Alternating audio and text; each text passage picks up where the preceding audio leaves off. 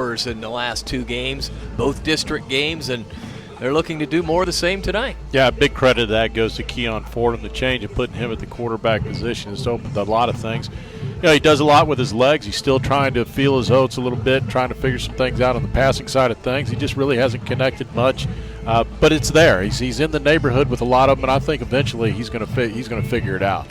And I think the thing that he needs to realize is if the run is there, take off. Yes. Last week in the first half, he was a tad bit hesitant in the first half. The second half, I think the coach just told him, Keon, take off if it's there. And boy, did he take off. Yeah, he did. We touched the ball. I mean, we had 3 possessions the second half, only ran 4 plays and had 3 touchdowns out of it. So things changed quickly. Booker also contributed one of them in there, and Josh Booker had a great night as well. But I agree with you. I think he's got to realize when is the right time to pull it down. And the other thing that he hasn't really quite figured out yet, sometimes he comes down the line of scrimmage, and he's got a pitch guy there. At some point in time, it may come that he's going to end up hitting that pitch guy. There's going to be a lot of running room. Well, what you have to realize is this young man has only played quarterback for less than a month. Right. And it takes time, but he has all the natural instincts to be a very, very good high school quarterback. Oh, he's got everything there, and you know it's going to be a learning curve for him. He's slowly but surely figuring it out, and the big question mark would be, and I say he's answered a lot of it. When you struggle, can you bounce back? And I think he does that with his legs, and he makes that's one more guy you got to defend. It makes it very, very difficult for a defense. And I think it's important to continue to get Ryan O'Neal snaps. Yes, because there may be a time when we need to go through the air. If we're behind, say, in the last few minutes of a game and we need somebody that can throw the ball deep consistently, we may go with O'Neal. I mean, if you remember when we were in the state semifinals a couple of years ago with John Booth, 3 years ago, you remember what happened now. Johnny Lang was taking a lot of snaps at quarterback, but Sloan Drummonds would get in there and play a lot at quarterback also. So I think O'Neal still has a place on this team. Truly gives you a different look. I mean, if you can give him the protection, he's shown that he can get the ball down the field. He's got a nice arm. Yes, he does. He throws the ball well. It's just a matter of giving him the time to get rid of it. In the early games when he was in there, there just wasn't enough time. No, there wasn't. And I would like to see him against competition that's not quite the Armwood of the world, right? All right, we're going to continue with more on the Shake Pit Countdown to Kickoff. But first, we'll take this time out. You're listening to Manatee Hurricane Football, presented by Conley Buick GMC. Every great team has a coach that leads them to victory. Offense, defense, special teams. The coaching staff knows that it takes a full team effort in order to be successful. At Williams Wealth Management Group, we help our clients implement their strategic plan. We take a 360-degree approach to help our clients meet their personal goals. My wife Helene and I are proud Manatee High School graduates, and we love our community that we're raising our family in. At Williams Wealth Management Group, our services are more than money. LaPensie Plumbing, Pools, and Air has proudly been serving Manatee and Sarasota counties since 1985. Our customer-first approach to the industry allows us to cover a wider range of services to fit your exact needs. From plugged-up sinks and broken gas pipes to leaky pools, we are your trusted full-service provider. LaPensie Plumbing, Pools, and Air, a reputation built on trust.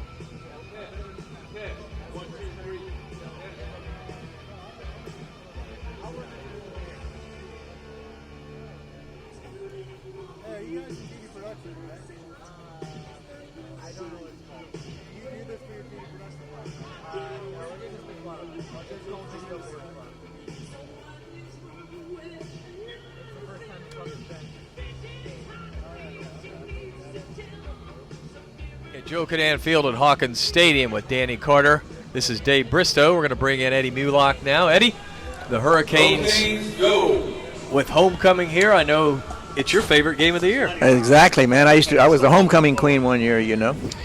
Back in which decade? That's a long time ago. Eddie, it's exciting to see these Canes really kind of turn it around. We came out against Palmetto. We had to play a Friday, then a Saturday. Didn't look good offensively or really defensively. Coach Shakir, he stuck to the game plan. Moved Keon in at quarterback. We got a game wiped out because of the hurricane. Got another game wiped out.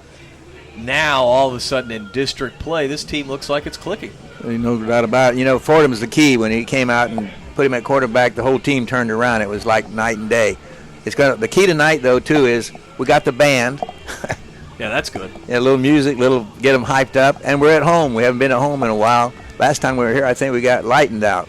You know, we got blown out here with the rain. It's our first home game. It is. That's what It's I was really about our. to say. I mean, you open the show up with, welcome to Joe Cadan Field of Hawkins. I was going to ask you where that is. Yeah, it's been so long since I've been here. I feel like it's been since last season.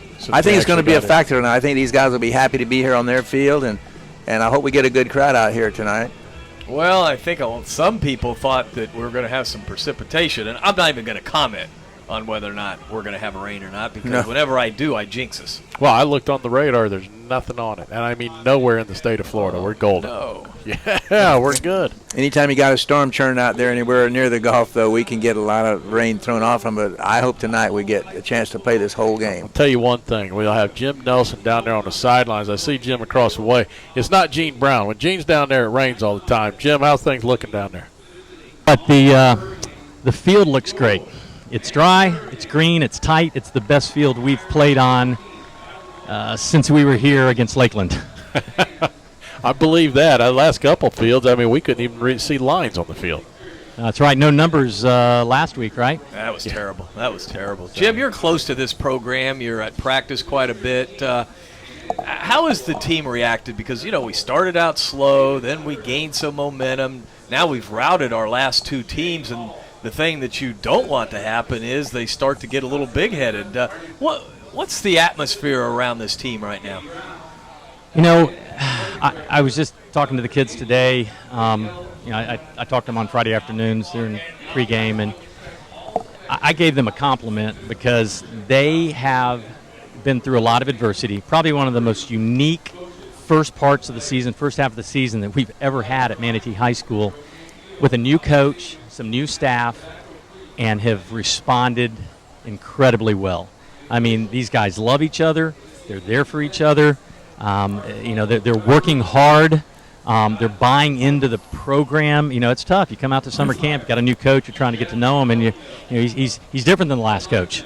Last coach, we loved him, but we got a new coach, and we're excited about what he's doing, but they've really bought into it, and they've also bought into each other. And that's been exciting for me to see because, that's the kind of team that wins championships. We got talent. We're young, but kids who really care about each other, they win championships. Jim, that's an excellent point because sometimes when you get new coaches, it takes a year. I mean, it's basically a wasted season, especially when the coach comes in during the summer and he doesn't have the team in the spring. Absolutely. It was tough, and, we've seen some growing pains. Coach Shakir not having an off season to really get everybody on the same page. He's got a great coaching staff, but no time to really meet with them, get them on the same page, and then no opportunity to put in his offense and his defense during spring ball. I mean, we show up, and they're learning a whole new system with a couple weeks away from their first game against Armwood. Yeah, no question about it. He's done an excellent job, and the players have responded. All right, we're going to take a timeout. When we return, we will have more on this game, plus take a look at other area games. You're listening to Manatee Hurricane Football presented by Conley Buick GMC.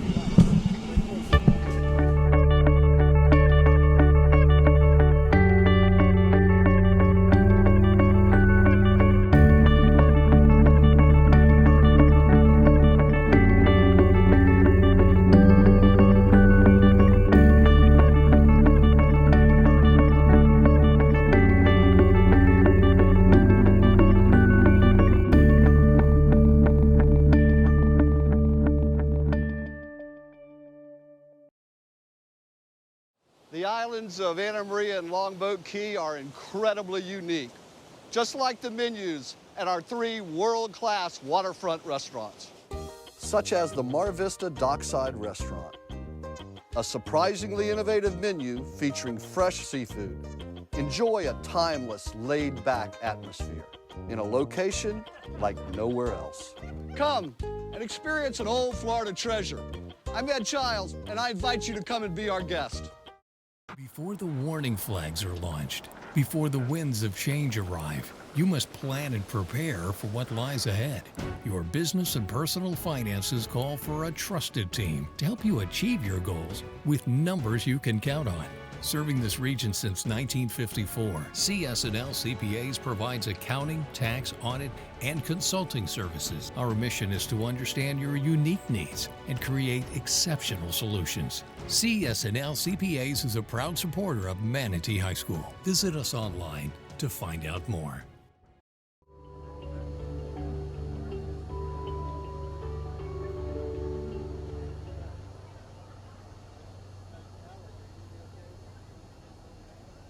Before the warning flags are launched, before the winds of change arrive, you must plan and prepare for what lies ahead.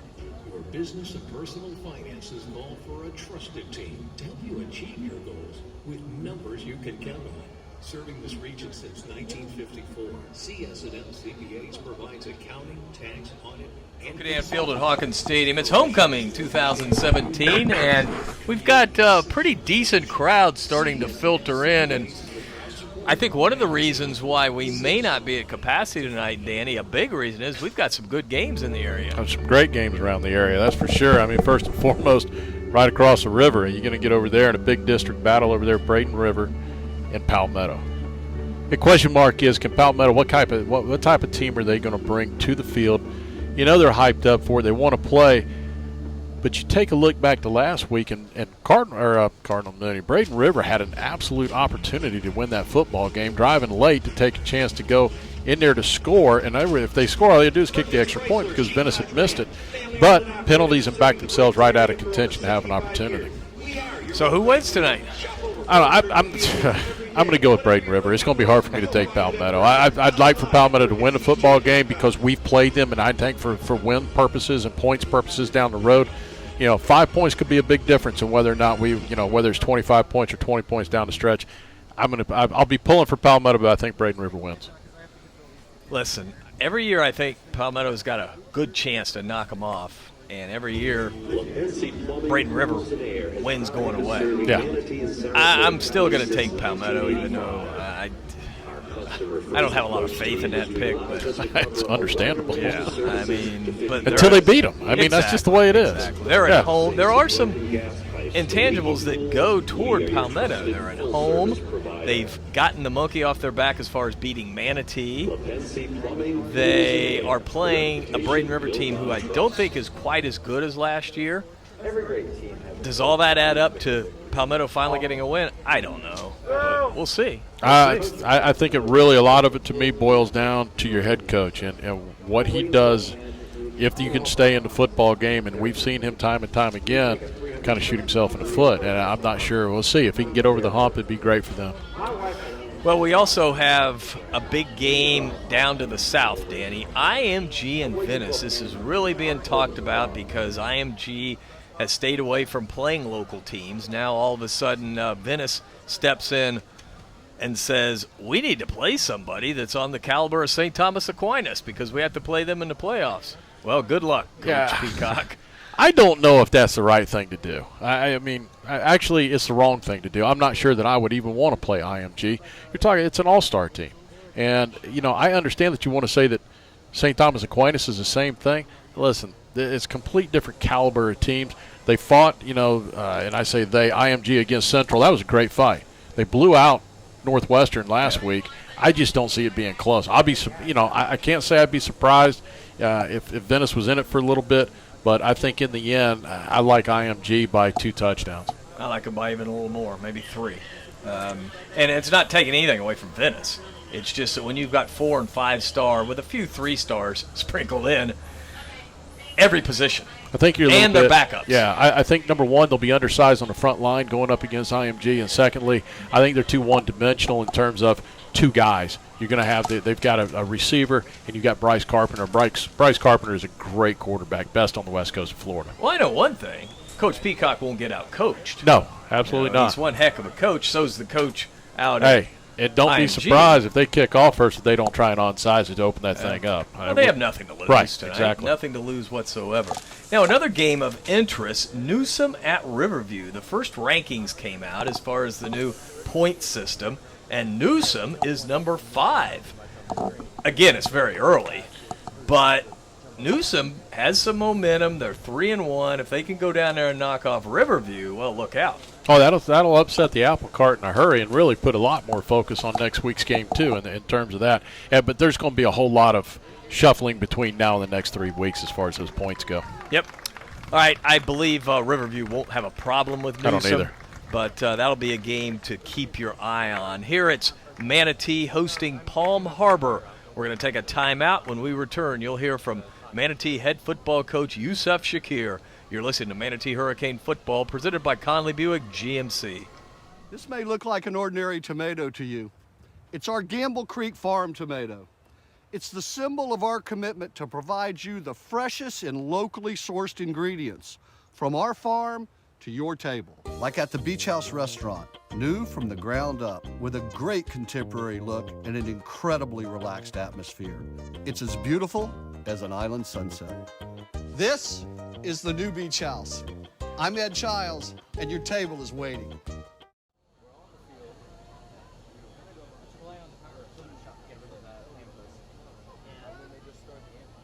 Because, you know, I can just plug my phone into a computer and access photos. Easily crop that. And that's going to take a, shoot, what's it called? Ladies and gentlemen, please remove your hats and stand as the JROTC presents our nation's colors. There we go.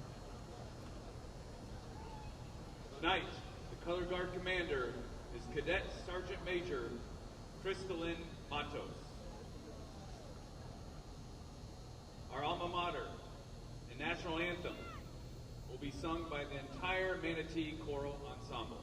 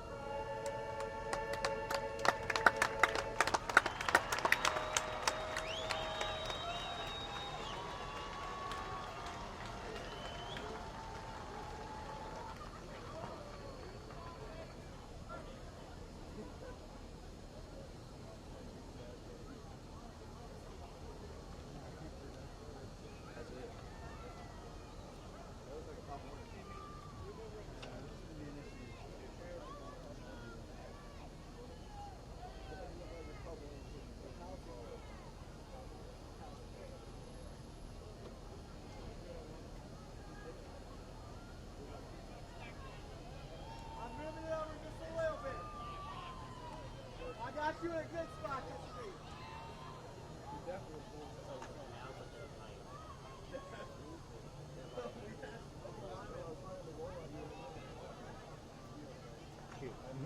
On both sides.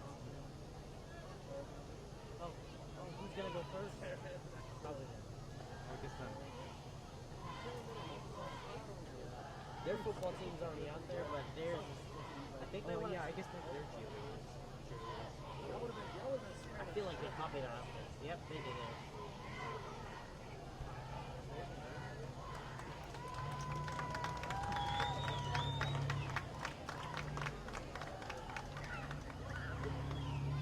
I feel like our football team is bigger. Would you think that our football team is bigger than theirs? Where's ours? In the locker room. Just saying, there's 99 people. Yeah, they probably have like maybe 25. I'll show you what to do in the kickoff on the kids' side. Special ed kid. You know, it's usually like that big. You can zoom it out like that. I'll show you what kind of shot that the coach is like here when all the players got it.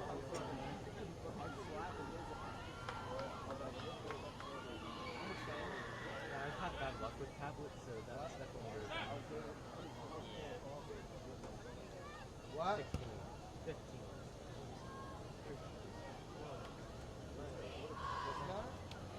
Does it have to be like precise and still?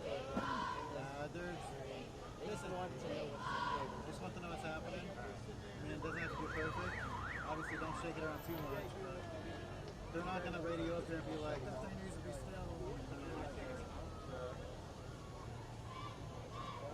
And really, when I said you can walk around, I guess just from this camera on, I guess you don't want to get in the way down there. So you can follow the line of scrimmage from like this 40-yard line right here down to this end zone because this is where our coaches will be and you can check them out. I don't understand line of scrimmage. It's like where they line up the ball. Through the ball with a line. Yeah. Okay. So basically the thing I argue with is yeah. Because like the way Mr. Peter told me is keep a yard behind both lines. That's both teams. So let's do a little dry run here. So film the cheerleaders for 5 seconds. So hit that button, the red button. And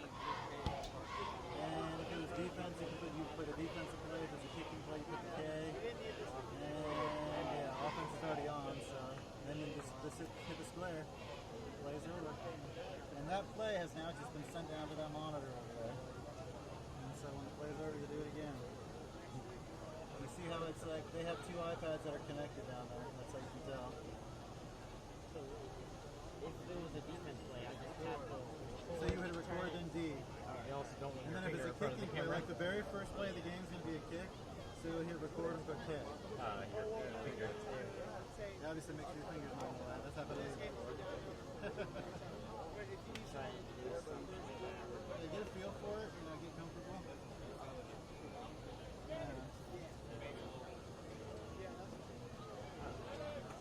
That'll work, guys. I'm not going to field it or what? What time is it? 7:30? You better hurry up.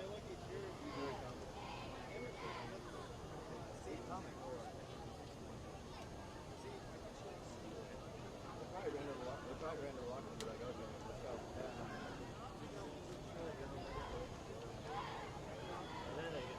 Yep. Our team is definitely bigger. They're still coming out.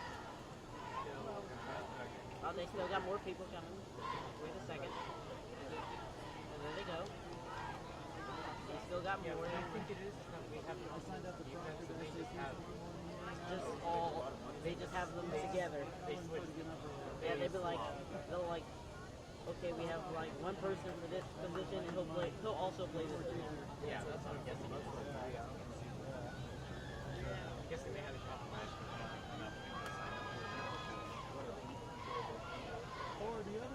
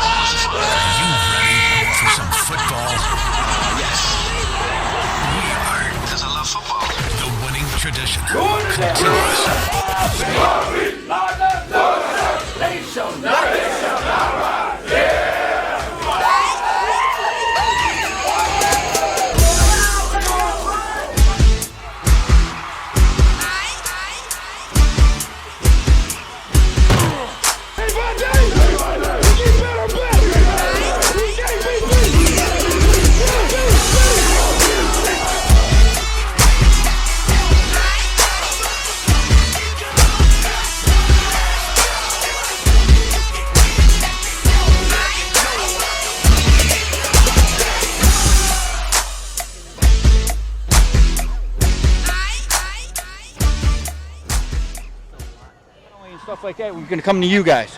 We want you guys to step up, all right? Same thing, if we have a problem with one of your players, we're going to come to you guys. You guys can't handle them. We're going to go to your coaches, okay? It's not going to be good. Palm Harbor, you're the visiting team. That is tail. That is a head. Call it before I flip it. If I drop it, we do it again. What's your call? Tails. Call tails. There's a tail. No, it's a head. Excuse me. Head. You've won. What do you want? Defer to the second half. Okay. All right, well, there we go. The Hurricanes, and that being the Manatee Hurricanes, won tonight's kickoff. They deferred to the second half.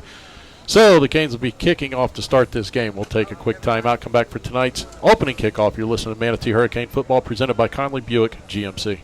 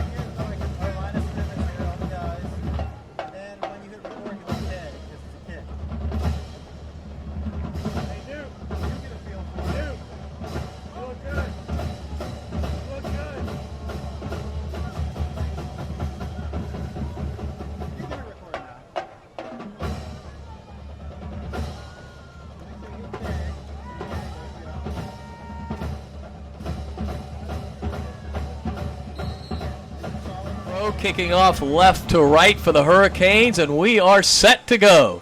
LaFro gets his left foot into it. It's a high end-over-end kick that's taken at the 6. Cutting to the far side of the 10 to the 15, out to the 18-yard line. That's Lucas Gallup for Palm Harbor, and the stop made by Jordan Bing. And we saw it last week, very effective high kickoffs by LaFro, and they were not able to advance the ball back to the 20-yard line. They're going to drive start, we'll call it the 19, driving right to left, Palm Harbor. That kickoff goes into the northeast corner, too, down there. They don't kick it straight away. They put him over in the corner. Wyatt Beasy is the starting quarterback, a 5'11", 165-pound junior. They will start in the shotgun with 2 receivers to either side. Andre Bonney is the lone setback. And we've got offsides against the Canes. That's an inauspicious beginning. Lined up in the neutral zone there. So it'll be 1st down and 5 as they do drive start now over the 20-yard line. We'll call it the 24.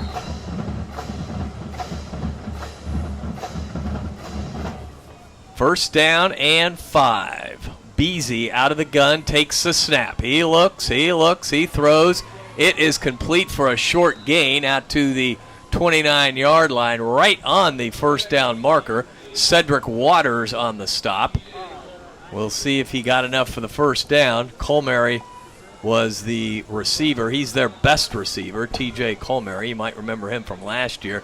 Just short of the 1st down, so it'll be 2nd and less than a yard at the 28.5-yard line. Palm Harbor driving right to left. Ball is on the near side hash mark.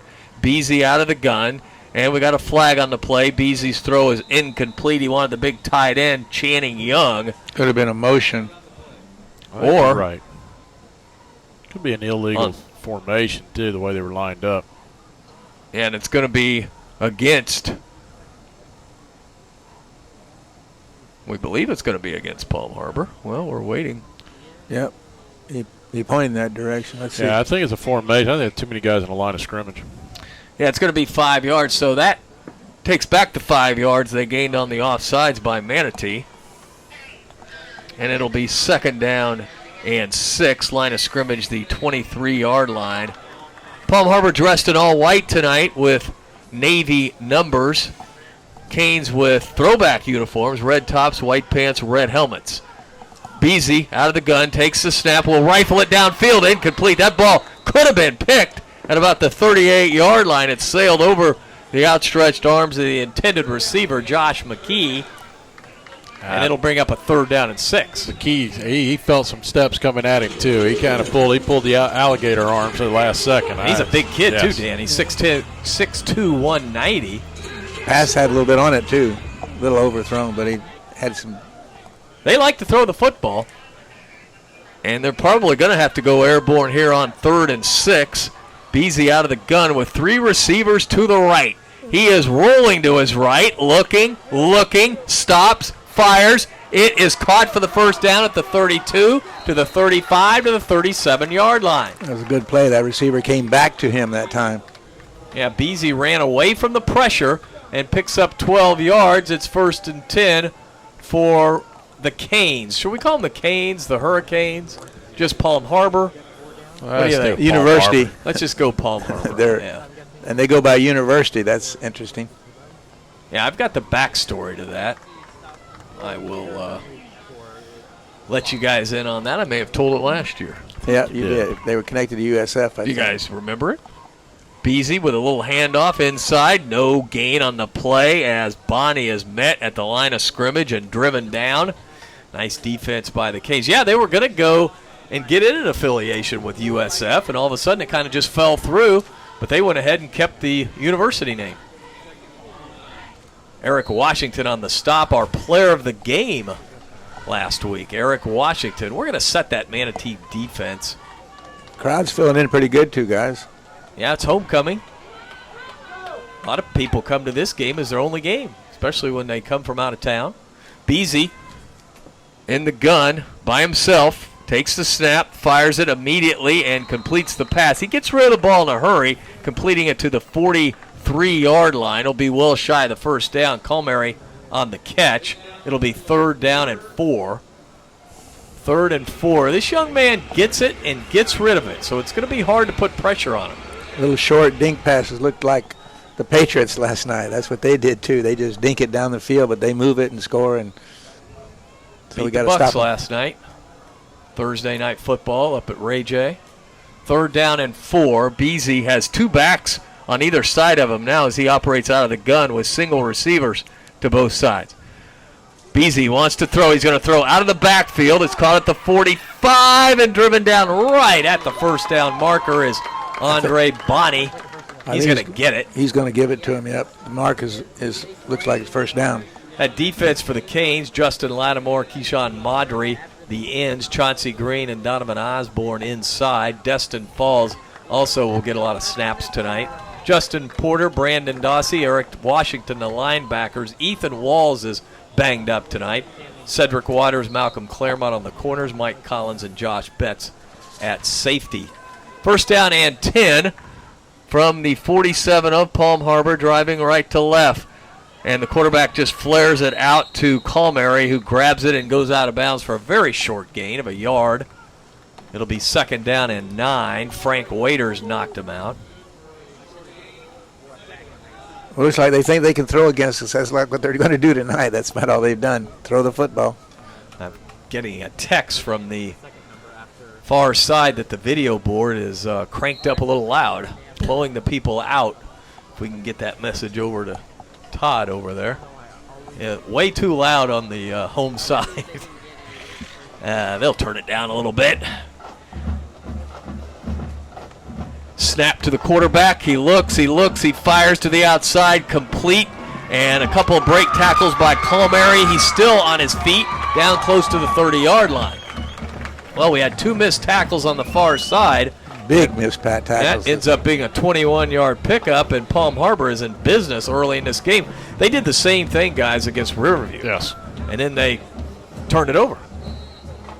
Give him enough time, they might self-destruct. But, I mean, right now, like you said earlier, he gets rid of the ball quickly. So it's a well-designed offense. They're just going their little 5 yards. He picks it up. Palmieri's a very good receiver. He makes guys miss, and he's reminiscent of kind of like a Loro that we used to have here back in the day. 1st and 10 from the Hurricane 28. That's the Manatee Hurricane 28. Beasy looks. He's going to throw deep, and it is dropped in the end zone. Wow. Waters was right there, Cedric Waters. And the ball was well thrown. I thought they might flag Cedric. I thought it might go. I know you don't get very much offensive pass interference, but the receiver was trying to push away to get a little bit of arm room in there, but he stuck with him the whole way. It was Josh McKee, and that was close to being a touchdown, but again, credit Cedric Waters. He was right there. Sir Williams not playing tonight. I don't think he's out there. No. Injured his foot. Hopefully he'll be back for Riverview next week. All right, so it's 2nd and 10. Beasy again operates out of the shotgun. He takes the snap.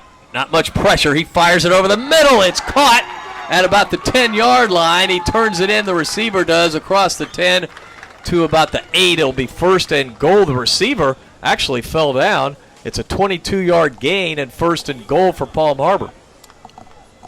Just throwing the ball right in front of the defenders, Yeah, the defender on that play just slipped. Yep. If he, and still it was the receiver had good position on him anyways, but he slipped. I think that's what gave him a little bit more space to be able to come up with that catch.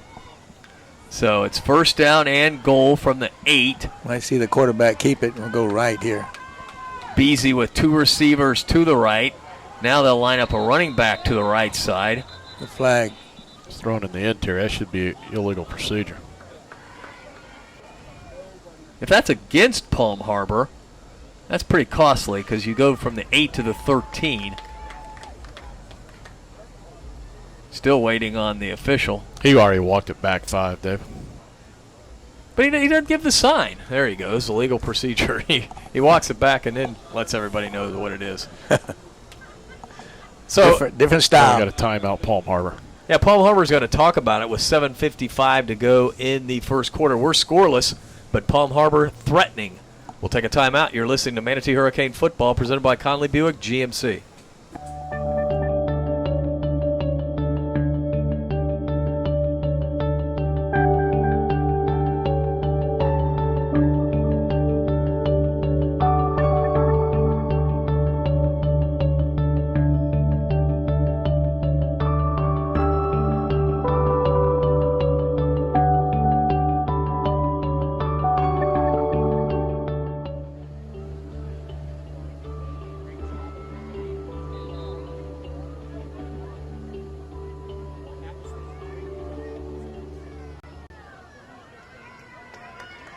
Field at Hawkins Stadium, 7:55 to go in the first quarter. It's 1st down and goal after the penalty.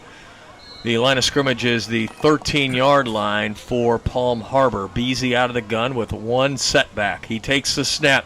Here come the Canes. Beasy now is under pressure, and he is knocked down at the 20-yard line. What a hit by Jordan Bing. Wow. Man, that's a sledgehammer hit right there. That'd win the sledgehammer award. Give Beasy credit for hanging on to the football. Yeah, that was a huge hit, a loss of 7, an American Car Care sack, first sack of the night. They had 5 last week. But American Car Care, Manatee Avenue West, going to see Zach, have him hook you up with the ultimate wash, or just ask him to get a full detail. American Car Care, Manatee Avenue. Gotta love Zach and company. All right, now the line of scrimmage back at the 20. 2nd and goal. Beasy takes the snap. Here come the Canes again. Beasy gets rid of it, but it's incomplete. And all this is caused by pressure. Yep. He doesn't have the time he had earlier in the drive. May have been an ill-advised timeout that Palm Harbor took, because Manatee has found something along the way too once they took that timeout to get a little pressure to him. And early on, he was giving those quick release passes. You know, the pressure was coming, but it didn't have time because he was throwing it so fast. Quentin Rome, the freshman, in there at defensive tackle for the Canes. All right, we've got a 3rd down and goal from the 20. Beasy with 3 receivers to the near side. He's going to roll to the near side. He's looking. He fires it down. It is caught, but well short of the end zone at about the 6-yard line, I want to say, maybe the 7. Ball is on the near side of the field, and it's going to be 4th down, and you would think they would kick a field goal here. They're going to put it down at the 5, just inside the 5. We'll call it the 5-yard line. So from here, it would be a short field goal. Well, I'd take the points, but they're going to go for it. They're going to go. Figure why not? Their fans are hollering for them to go for it too. Ball spotted just inside the 5. 4th down. Huge play early in this football game. We're scoreless. Palm Harbor, 4th down and goal. 3 receivers to the right. Beasy takes the snap. He's got time. He throws into the end zone, and it's incomplete. It's incomplete, and Manatee takes over on downs. A little pressure, too, that time. Tremendous pressure by Destin Falls.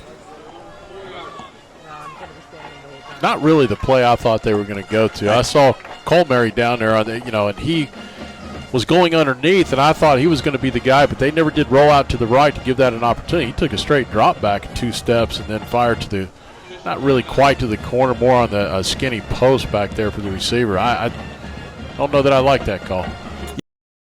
It's rattled him a little bit, Oh, didn't it? my That's what stopped it. goodness. That's what turned it around for us defensively there. Not only one of our car care sacks of the game, but also one of our best plays of the game, brought to you by Manatee Memorial Hospital's Emergency Services.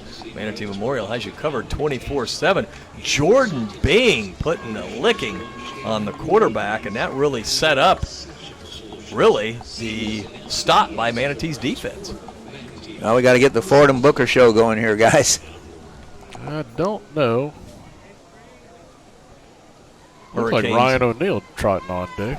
O'Neal will start at quarterback for the Canes. We told you in pregame he was going to get some snaps tonight, and he will take the opening snap under center and little inside handoff.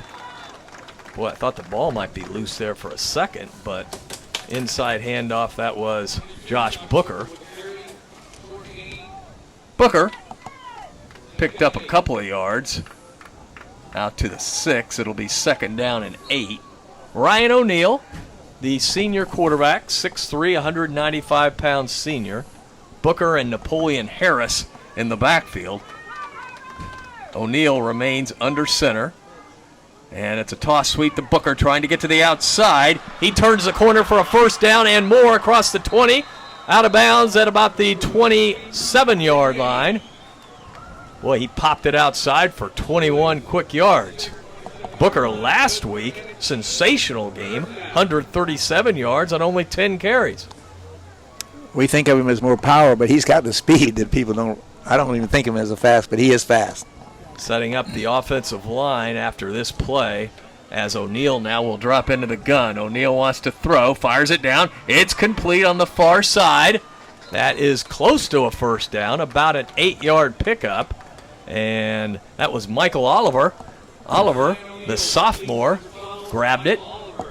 And we'll give Mike 8 yards. It'll be 2nd down and 2. That's a nice-looking throw by O'Neal. This young man has a good arm. Yeah, Oliver, a former quarterback, has moved into the receiver position. Now Booker is at fullback as Harris gets the carry. Harris busts through to the 40, the 45, still on his feet to the 50. Look at him go to the 40, to the 35, the 30, the 20, and he goes down at the 20-yard line. He tried to cut it back to the middle. Yeah. And what a sensational run by Napoleon Harris, the sophomore. And the Canes just keep bringing out weapons. That's a 46-yard pickup, and they will spot him down at the 19-yard line. If you'd have kept running there rather than cut back, you'd have picked up a few extra yards too, I think. had a lot of momentum, you know, Danny going down there running wide open. Yeah, he almost got the key block. He was doing a good job, though. Booker at tailback now with Harris at fullback. It's a toss sweep to Booker, trying to get to the outside. Josh to the 15, Josh to the 10, Josh to the 5, and he has run out of bounds on the far sidelines. Very close to the goal line. It'll be 1st and goal for the Hurricanes.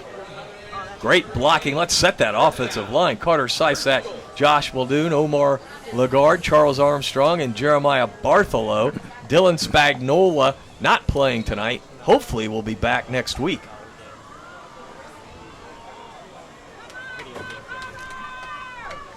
First down and goal. As it is Booker on the right side fighting for the end zone, and he is in for the touchdown. A 3-yard run by Josh Booker. What a nice drive, you know, running the football. We hardly threw the ball. We ran the football. I love it. Yeah, it's funny we talked about, guys. We'd like to see O'Neal come out and play against a defense that's not quite Armwood, you know, because he just didn't have time to do anything. And he didn't get the snaps, if you remember. Right. And he came out and engineered that drive beautifully. The extra point by Lafro good. Canes lead 7-0. We'll take a timeout. You're listening to Manatee Hurricane Football, presented by Conley Buick GMC. This is what I love, clean trucks and clean cars. That's what it's all about. Hi, I'm Zach Callis. I'm the owner of American Car Care Center, the friendliest car wash in Bradenton, Florida. We take pride at what we do here at American Car Care Center. Our employees treat your car like they would treat their own. They're here to make you happy, and our motto is, if you're not happy, tell us. If you're happy, tell a friend. With Eddie Mulock, Danny Carter, this is Dave Bristow. Jim Nelson is down on the sidelines. Jim, what about that first drive? Not bad at all, huh? Where is Jim? He's tied up. Yeah, I'll cover it for him. Hey, that was a 6-play, 96-yard drive, capped off with a 3-yard touchdown run by Josh Booker. Point after attempt, good, 7-0 Hurricanes. Yeah, all scoring recaps brought to you by Buccaneer Pond. Whether you're buying or selling, you need to visit Buccaneer Pond. This kickoff brought to you by Basil's Chicken and Ribs. Visit Basil's at 5917 Manatee Avenue West and all their other locations throughout the area. Lafro kicks a very deep ball that hits at the 5 and goes out of bounds. Wow. That looks like one of Danny's golf shots. Well, I just dropped it on a dime right there. It's beautiful.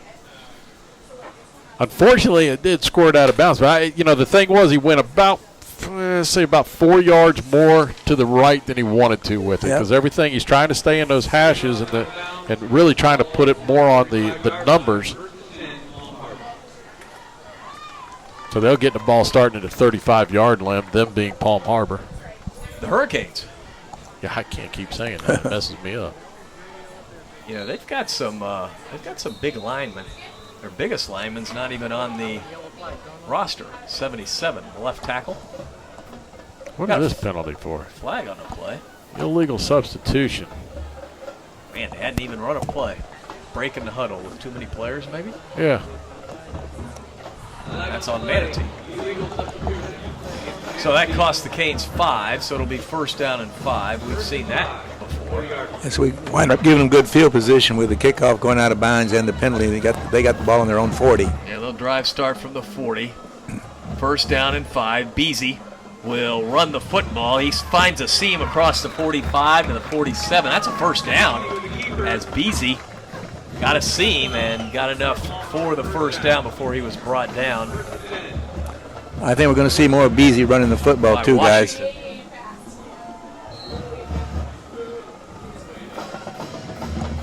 Joseph Liu getting a lot of playing time tonight, too. Joseph Liu.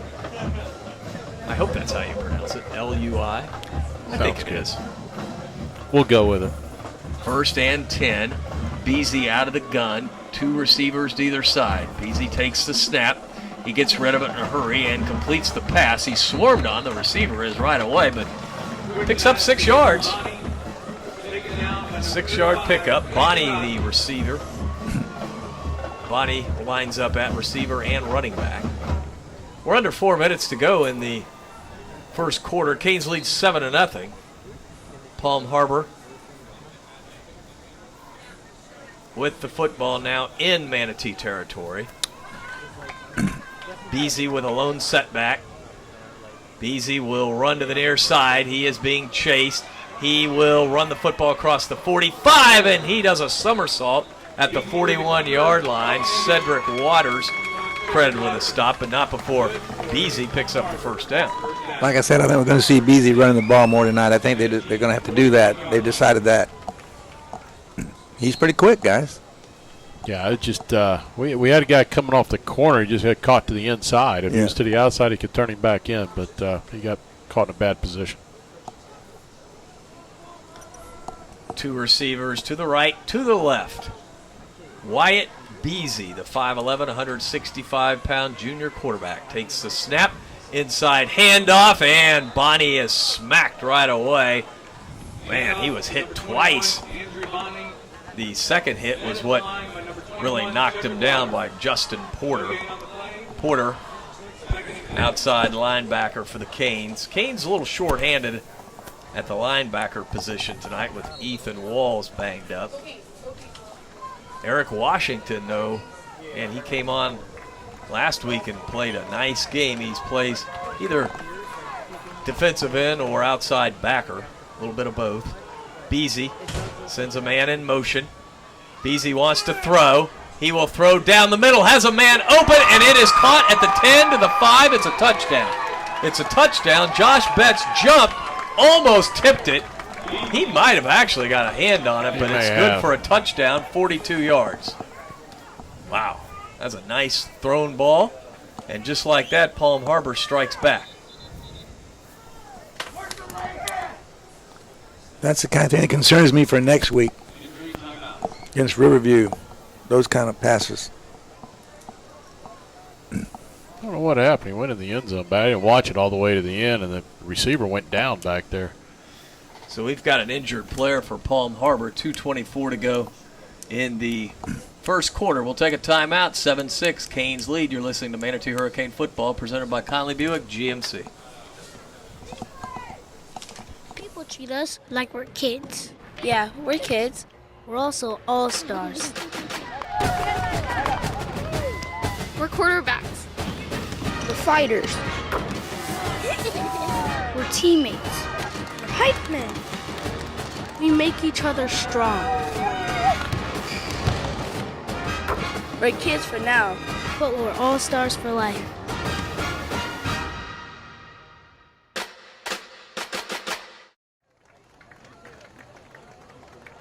Player for Palm Harbor being helped off the field, some kind of a leg injury. Wyatt Beasy has started out red hot. He's now thrown for over 300 yards this season. All of our game statistics brought to you by CS&L CPA's, numbers you can count on. Now Palm Harbor will try to tie this game.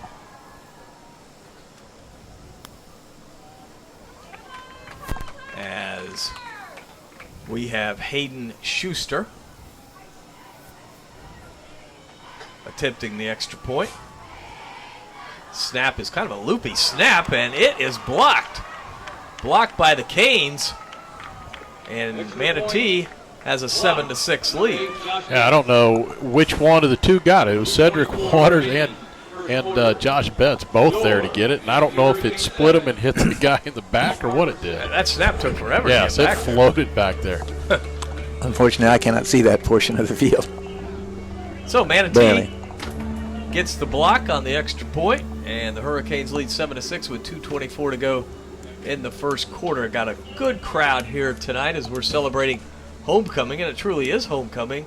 This is the first home game of the season for the Hurricanes. Of course, we were scheduled to play Lakeland, first game of the year. We played about 6 minutes. The rains came, the lightning came, and Lakeland went home.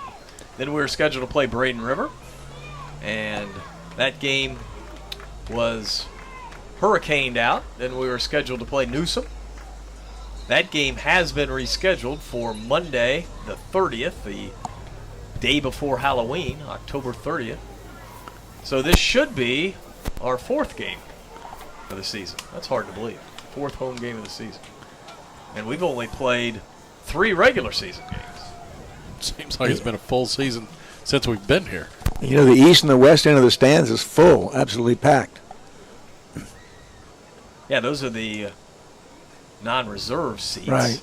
The reserved ones that are purchased in advance, some of those folks have decided not to come out tonight for whatever reason.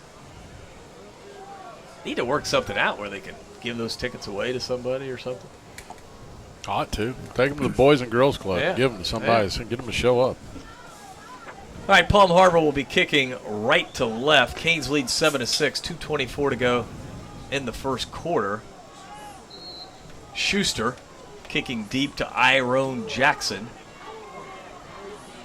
Iron, the freshman. Let's see if they try to bloop it. Canes certainly think that's going to happen. An onsider. And they will onside kick it. And it is loose at about the 49. Palm Harbor says they have it. Wait and see what the official says. The ball hit the Manatee return man. I thought he was still on it. And it was Wes Coleman. Did they say who got it? Yeah, Manatee got it. Manatee got the ball. Yep. Wishful thinking by Palm Harbor, but you see the strategy there. They have nothing to lose, they feel. So why not onside kick it? On the flip side, you give up the ball now, as Wes Coleman fell on it, at the 49-yard line of Manatee. So you're talking an extremely short field. Yeah, that's what's called great field position on a kickoff. O'Neal remains at quarterback. Booker and Harris in the backfield. Ryan O'Neal takes the snap. He hands off to Booker. Booker tries to get to the outside, to the 50, to the 45, to the 40, to the 35. There goes Josh to the 30, to the 25, the 20, the 10, the 5. It's a touchdown, but a flag. It's going to be targeting. Play. It's going to be targeting. And I don't agree with that as targeting. They got that guy because he gets decleated. Somebody is upset about it. But you know what? He was chasing the guy, and Mike Oliver, the receiver, came back. Right. I thought it was a great block. You're right, Great Danny. block. I thought it was a good block. That's absolutely a horrible call. There's no reason to throw that way. He's going in pursuit. You have a right to come back. It's not a crackback block. It was just he came back against the flow. This guy's going full tilt, and he made a tremendous block. It's called too good of a block. Yes. And I've got another name for it, but I can't use it on the air. I agree with you because I know what it's going to be. Something of football. You Yes. figure it out. It's, yeah. I mean, we're all for protecting players. But when you make a good hit, what else are you supposed to do? Shakir's out there arguing with the refs, too, right now. No, he should be arguing with them because that's an absolute wrong call right there. It's a great block, and it's a crying shame that that's what they're going to end up doing. If they eject him, it's completely wrong. That's not a defenseless play. I don't believe anybody on the field's defenseless. I just have a problem with that. Personal foul, but why? I mean, again, I couldn't tell if he hit him above the shoulders. So basically, you're going to get credit for a 21-yard run, and you got a 15-yard penalty. It's going to back it out, and it's going to be a first down and about 4. all right, ball spotted at the 45. Manatee just needs to do it again. What a run by Josh Booker. And what a block. Wow, that was something. Backs are in the offset eye as O'Neal wants to throw, fires it out. It is complete to the 35, to the 30, to the 20, to the 10, to the 5. It's a touchdown. What a run by Napoleon Harris. He caught the ball at about the 40 Another and flag. scampered in for the touchdown. They're bringing it back.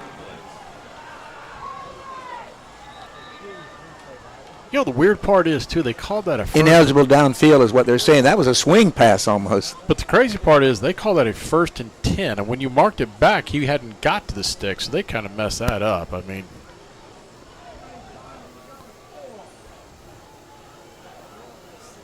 That's what they call ineligible downfield. That's hard to see unless you see the film. I didn't see it. But obviously he saw something. But what a great play. Yeah, Napoleon Harris just snuck out of the backfield. Didn't have anything to do with the play. No. And the Nothing way at he all. tight-roped the sidelines over here was unbelievable. And a great fake and a great throw by Ryan O'Neal.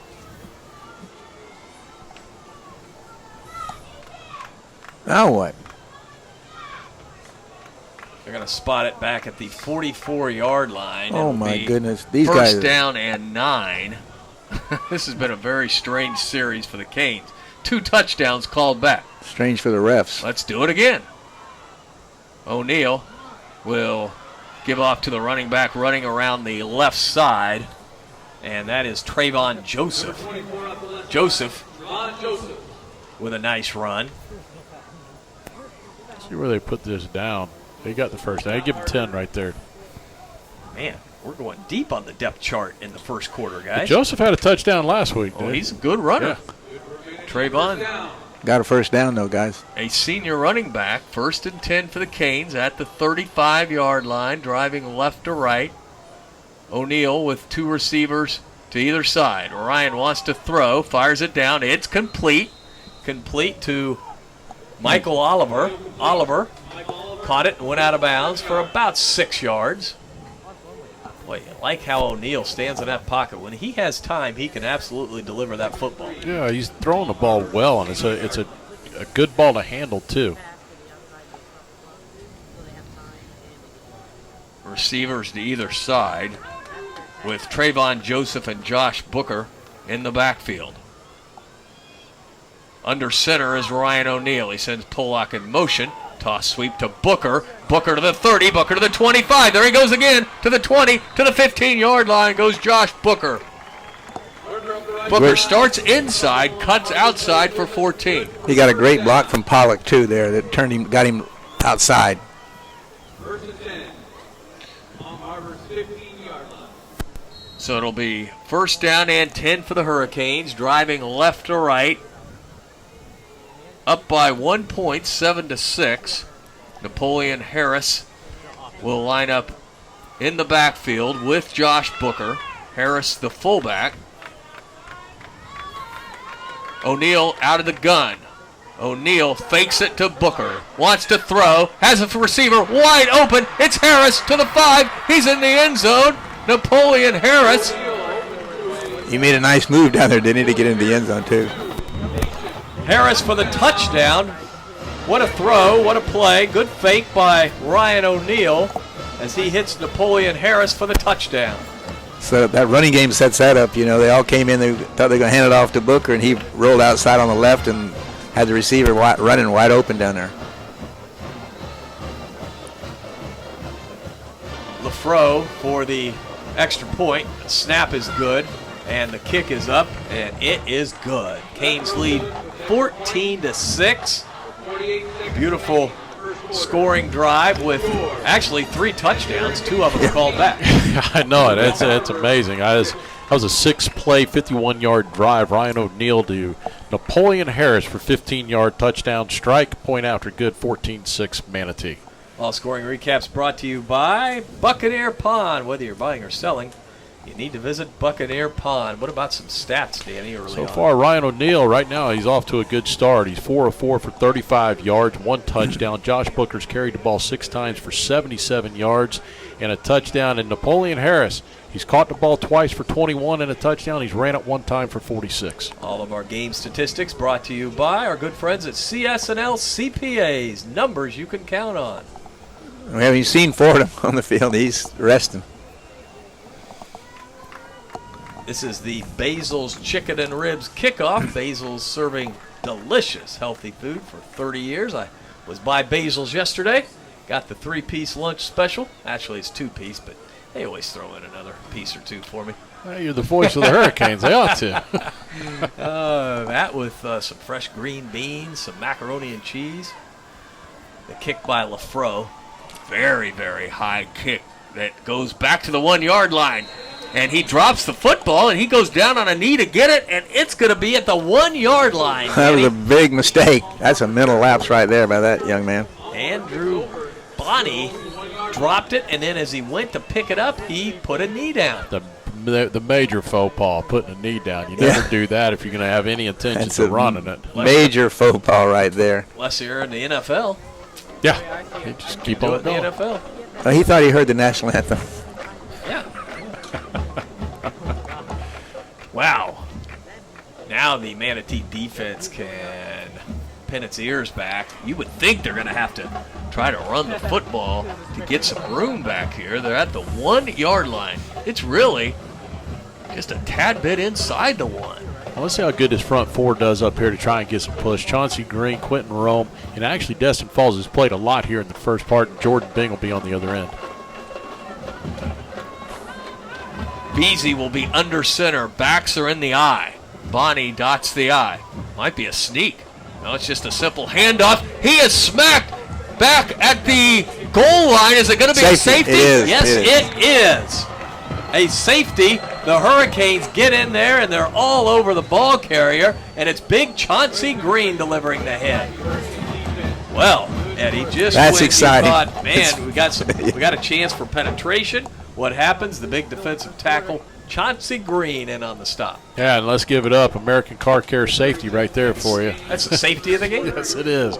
American Car Care, Manatee Avenue West. Zach and Chris there to take care of everything you need at Manatee Avenue at American Car Care. Go in there. Hey, those guys hook me up. Oh. I do the ultimate every time I go in there, roll it in. It's absolutely spotless coming out of there. I love those guys. I love going there. It's like going to the barber shop. You know everybody. Oh, my goodness. Yeah, it doesn't get any better. You go there, then you run down to Basil's for lunch, then you head out to the beach and hit the Sandbar Beach House. For dinner. Yeah, you got your day all mapped out. Hey, I hate to double up on you every time, Danny, but that's got to be one of our best plays of the game, brought to you by Manatee Memorial Hospital's Emergency Services. What a play by Chauncey Green, a junior. You know what? A lot of youth on the defensive side of things. Our defensive backs are upperclassmen, juniors, seniors, but along the line and the linebackers, a lot of kids. I'm talking sophomores and juniors with a freshman thrown in there.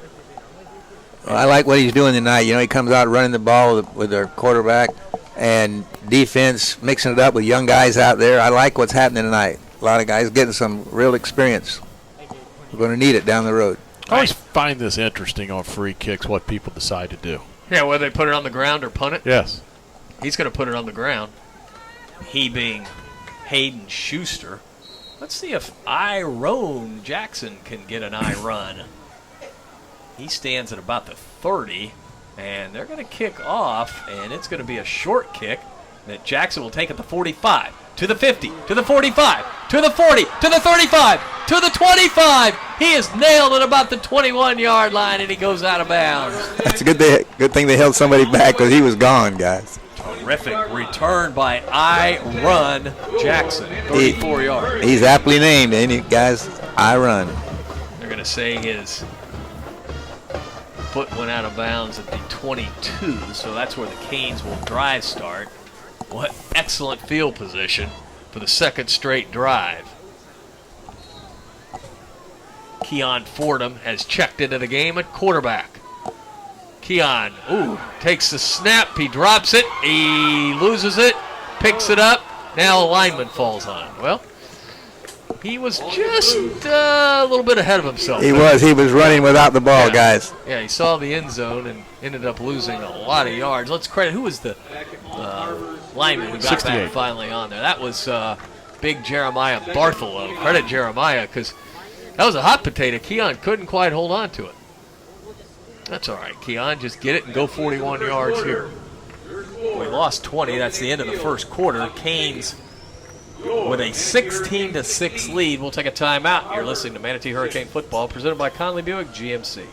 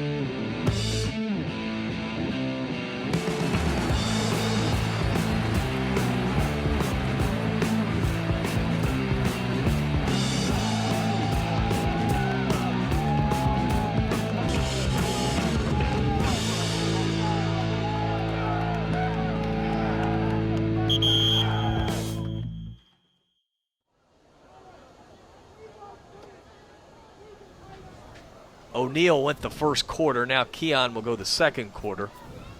And Ryan O'Neal looks sharp, and I'm glad they got the young man some time because I think they could interchange these two quarterbacks. I think you'll see more of him tonight. I don't think he's done for the night for sure. Because it's tough for a running quarterback to play every snap, every game. Just increases the chance for injury. Yes. And that's one guy you cannot have injured is Keon Fordham. Fordham is under center. Booker the lone setback. Receiver goes in motion, and Booker gets the call on the right side. Josh breaks one tackle, picks up 3, maybe 4 yards to the 36-yard line. But we're faced with third down and a ton here. Gain of 4 on the play. Well, this is when you kind of would like to have O'Neal in there to throw the ball deep. But, I mean, Keon can throw it deep, there's no doubt, and he can also break it. Sprint him out, see what happens. Yeah, that's what I say. Run-pass option. Yep. What do they call it, RPO? That's it. That's the new buzz term. It's everywhere. 2 receivers either side. Booker stands right beside Fordham. Fordham in the gun. Keon takes the snap, looks. He fires it to Iron. Iron catches it at the 30 and is down at the 30-yard line. So it'll be fourth down, and you almost got to go for it. Yeah, you're in no man's land right there.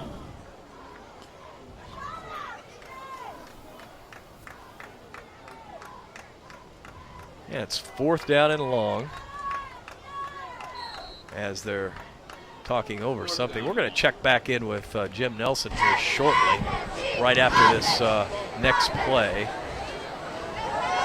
as it is fourth down and we'll call it 18. We got a timeout by the Canes, so what better time to check in with Jim? Jim, Keon got some rest. He's ready to go, but maybe a little too eager on the first snap, right? Yeah, no doubt about it. I think he was ready to run without the ball. One of the guys said they think that maybe the center thought he was under there. I'm like, I'm pretty sure they'd know if he was right behind him. But, you know, you give him the ball, like you said, with the RPO, let him roll out, see if he has anything. The kid's explosiveness and speed is unquestionable. I mean, he can turn a 2-yard gain into easily to a 30-yard touchdown here. And I love the thought process of getting Ryan O'Neal some snaps tonight, and boy, did he look sharp. Yeah, and he's feeling confident on the sidelines here. I mean, he's a pretty relaxed kid. He doesn't get really, too tense. He's having fun. I went up and asked him. I said, buddy, you having fun? He goes, man, this is great. Yeah. He's loving getting to play a little bit and not playing against, like you said, Armwood with 6'8", 310 pounds coming at you. All right, fourth down as Fordham out of the gun with Napoleon Harris right by him. Iron Jackson in motion, and it's a snap that hits the motion man, and it's going to be Palm Harbor ball on the turnover on downs there. So we're a little discombobulated as Keon took the snaps at quarterback, but we'll get that straightened out. As it was fourth down, so Palm Harbor will take over. That's disappointing. Yeah, and I'll hit you with some quick, surprising scores. Some of them are, some of them aren't. Braden River leading Palmetto 10-7 right now. Venice on top of IMG 9-0. Say what? Yes, 9-0. Southeast on top of Cardinal Mooney 21-0. And Riverview up on Newsom 28-3. Riverview's the real deal. Yes. We'll get a shot at them next week. All right, Palm Harbor takes over now, 1st and 10 from the 30-yard line. Beasy out of the gun, pump fake. He's in trouble. He now will run out of the pocket for a nice gain across the 35 to the 37. Wow, we had him for a loss, Chauncey Green, but he was able to maneuver himself out of there and picked up a nice gain, 7 yards. Chauncey's having a big game tonight, guys. Yeah, Jordan Bing was right there, just missed him. He reached out to get him and just missed him. There's some good news right there. Ethan Walls just checked in. Ethan checks in for the first time tonight. Starting linebacker for the Canes. I formation. Beasy is under center. And there's a flag on the play. Man, we cannot line up on the right side of the ball. Offsides against Manatee. Oh, my goodness.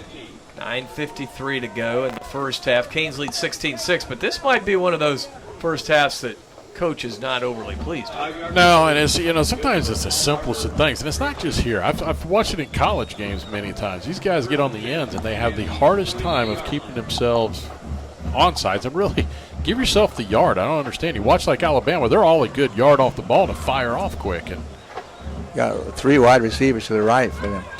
Beasley out of the gun on 1st and 10. He takes the snap. He looks. He throws a long ball that is almost picked off, but the Manatee DB is out of bounds. That's Collins, Mike Collins. The ball was thrown well out of bounds. Collins was right there. He caught it, but he caught it out of bounds. That was a deep sideline throw. And the quarterback, Beasley, was getting pressure. Yeah, and I think they took away his initial receiver. He was going to be the underneath guy right there. Manatee came up and took that away, so he had to go down the field and really didn't have anything. Honestly, it's a pretty good job by the quarterback, just throwing it over where he did get out of bounds. 2nd down and 10. Line of scrimmage, the Palm Harbor 42-yard line. Palm Harbor driving left to right, trailing 16-6. 9:31 to go in the first half. Beasley with 2 receivers to either side. He takes the snap. He's being pressured. He delivers a strike to the 48, to the 50. Very close to a first down. He'll be a couple yards shy. Yep, he's shy. And on the stop is Cedric Waters. So it'll be 3rd down and 2. Ball is now in Manatee territory at the Manatee 49-yard line. Boy, Beasley stood right there under a lot of pressure. They brought in a strike. They brought in some big guys, not even on the roster here, guys. 77. 3rd and 2. Bunched up formation for Beasley out of the gun. He takes the snap, rolls to the near side, being pressured. He looks. He's going to run the ball across midfield, out of bounds for the first down at the 45-yard line. Beasley with a nice decision there. He got the first down, and this Palm Harbor team is hanging tough. He's pretty quick, Beasley is. Well, what you're going to see, I think, is they're going to wear down a little bit. They just don't have very many players on their roster, less than 30 players. Yeah, and they no play depth. several people both ways. It's going to hurt them down to say when you get, and it's hot and it's humid out there. I don't know if you've been out there lately, but earlier before this game started, I walked outside during the national anthem, and man, it is thick air. They've got the big tight end lined up on the right side as a receiver, and he is big too, 6'3", 240. Beasley out of the gun. Canes might be bringing pressure here. They're blitzing. The ball is thrown out incomplete. Wanted Calmary. Only would have been a short pickup, but no gain. And the whole key to this Palm Harbor offense, how to disrupt it, is putting pressure on the quarterback. That's really the key for most defenses. You got to put pressure on the quarterback. Well, that time was Jordan Bing and Chauncey Green getting up into his face, having to force him to throw the ball. Really couldn't get anything on it to get it to the receiver. He was short by about 3 yards on that pass. Jordan Bing getting a lot of playing time tonight.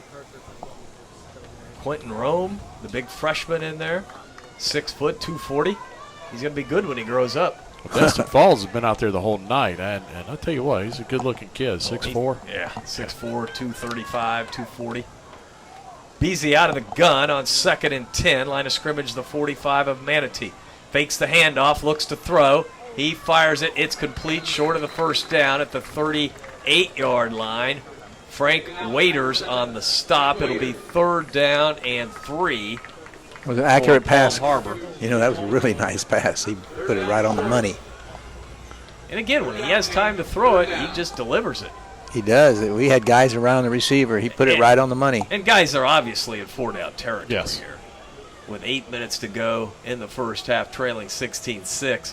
Unless they're sacked for loss. The high formation. Single setback with deuces to either side. And Manatee jumps. Manatee jumps, and that will be a first down the easy way. Oh, my goodness. You know, back in the day, I played a little defensive end, believe it or not. Outside linebacker, D-end. And you just stay on the other side of the football. You watch the snap, watch the count. And it's, you know, it's not that difficult. But we're having a hard time with it. I think Beasley must be doing some sort of a hard count out there. Because that was right. That was the nose guard. 2 times we've lined up offside. And he's doing it out of the shotgun.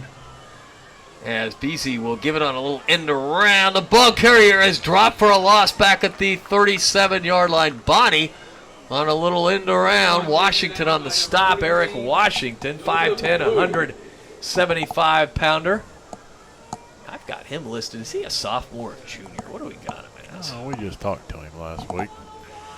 We got him as a junior here, but I had him as a sophomore somewhere else. But he's an underclassman, put it that way. And he was our player of the game last week. That makes sense because your brother. He's quick. Not real big, but he's quick. All right, 2nd down and 14 after the loss. Beasy, empty backfield, takes a snap, and he gets rid of it in a hurry. It's hit, and the receiver dropped the ball. They're going to say incomplete. Oh, he knocked that ball out. That was close to being a fumble. Joseph Liu on the hit. So it's 3rd down and long. I think that's a good call, though. Yeah, he didn't make any football move with it at all. He caught it, and it was knocked out immediately. So we've got a water break on the field with 6:36 to go in the first half. Canes lead 16-6. We'll take a timeout. You're listening to Manatee Hurricane Football, presented by Conley Buick GMC. At the sandbar.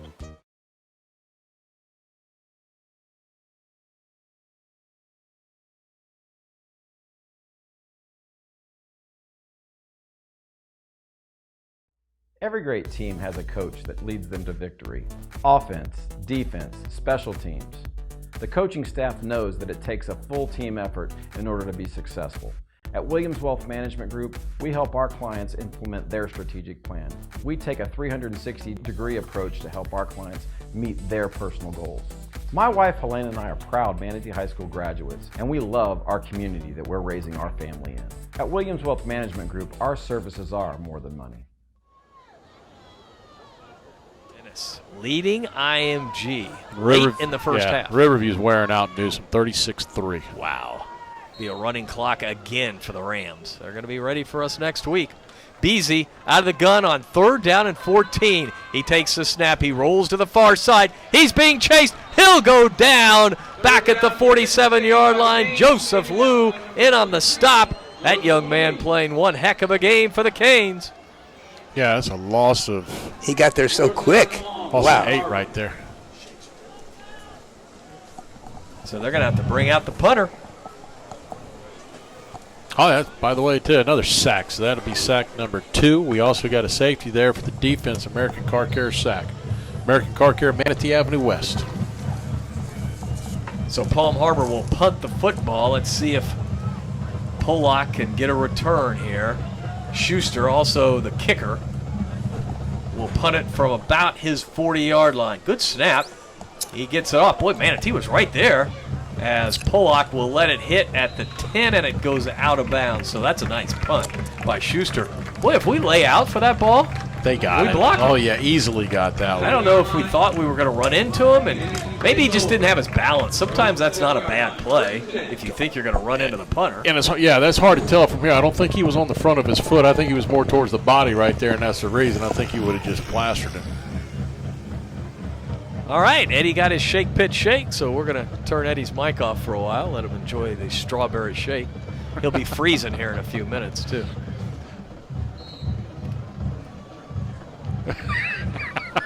Want me to go crank it up for you? All right, Canes back to action. O'Neal back in at quarterback and play a stop, flag on the play, illegal procedure. Man, we have really been hurt by penalties tonight. 6th one of the night for 40 yards. Where are we going to start now? The ball is going to be back inside the 5. Danny. Yeah, we were at the 8. Yeah, they're going to be back at the 4. First down, about 4 yards. Canes lead 16-6, 5:38 to go in the first half. Ryan O'Neal, the quarterback. O'Neal with Booker in the backfield, and Josh gets the call. Josh smacks through the line to the 5, to the 10, close to the 15-yard line. Picked up nice yards, 12. Again, remember, it was 1st down and 15. So Booker gets Manatee out of trouble there, and it'll be just shy of the 15. We're going to call it the 15-yard line for the Canes, driving right to left. 5 minutes to go in the first half. O'Neal will go under center with Booker, the lone setback. Tyrone Jackson in motion.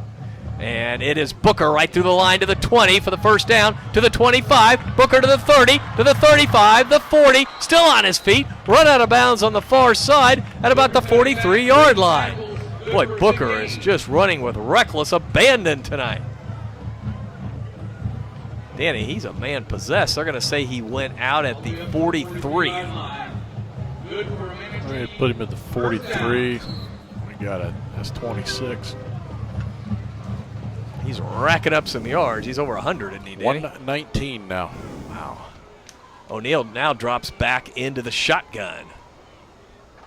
Napoleon Harris in the backfield with O'Neal. O'Neal telling Napoleon where to go.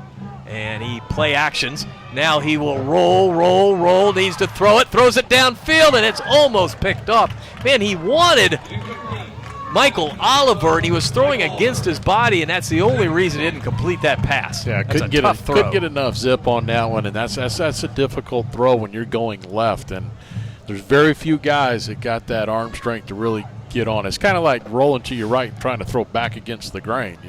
And he actually had the arm strength. He just didn't get turned enough, so the ball went toward the middle of the field a little bit. Yeah, it's all in his hips. He's got to get his hips opened up more to be able to make that throw. Which, again, is very difficult when you're rolling against your throw. Harris continues in the backfield on 2nd down and 10. And Harris will get it on a little draw play to the 45, to the 50. Harris has the first down at the 46-yard line of Palm Harbor. 11 yards for Napoleon Harris. Harris, only a sophomore. First down. Palm Harbor territory.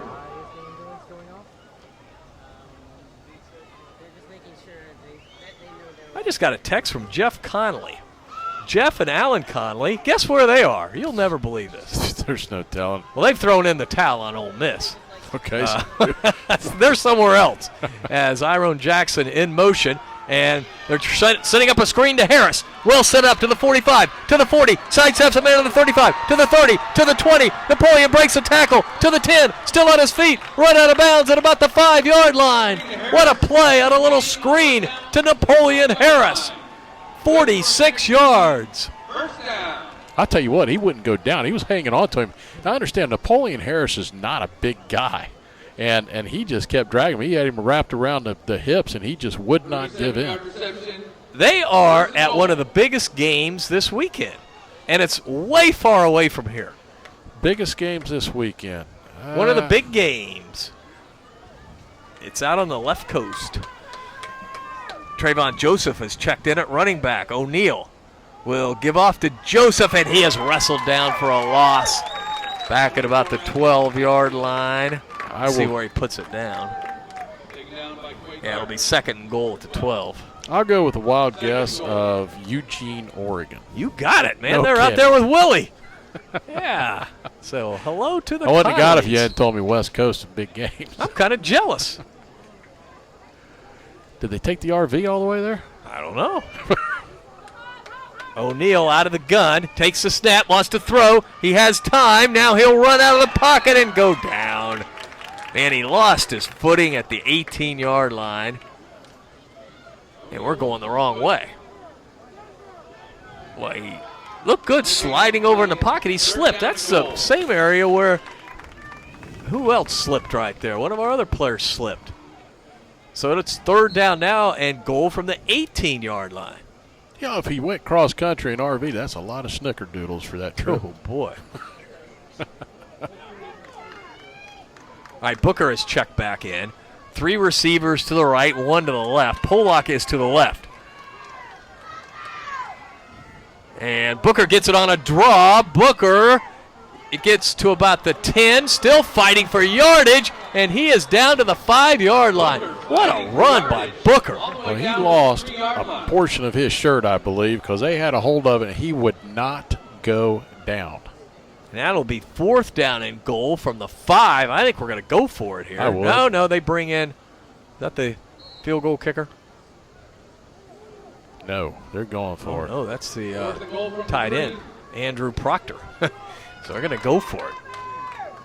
The ball is spotted just inside the 5. We'll call it the 4. O'Neal is under center. Offset eye.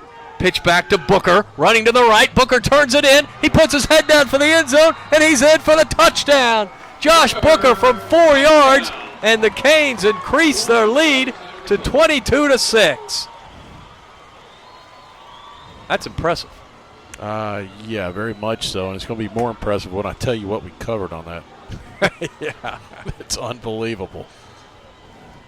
LaFro on for the extra point. Wes Coleman, the holder. And the kick is up, and it is good. Canes lead 23-6. We'll be back with a scoring recap, but first we'll take this time out.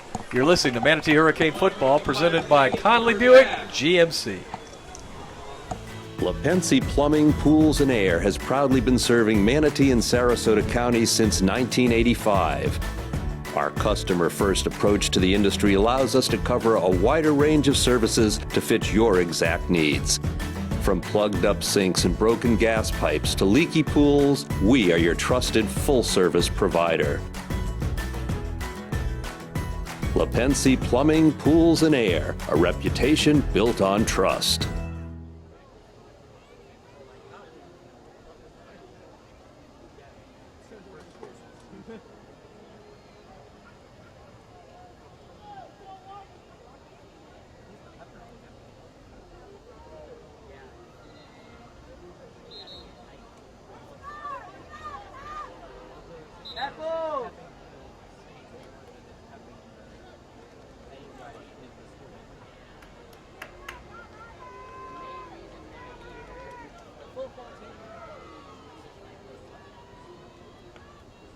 It's brought to you by Brad Meek and Buccaneer Pond. Whether you're buying or selling, visit Buccaneer Pond.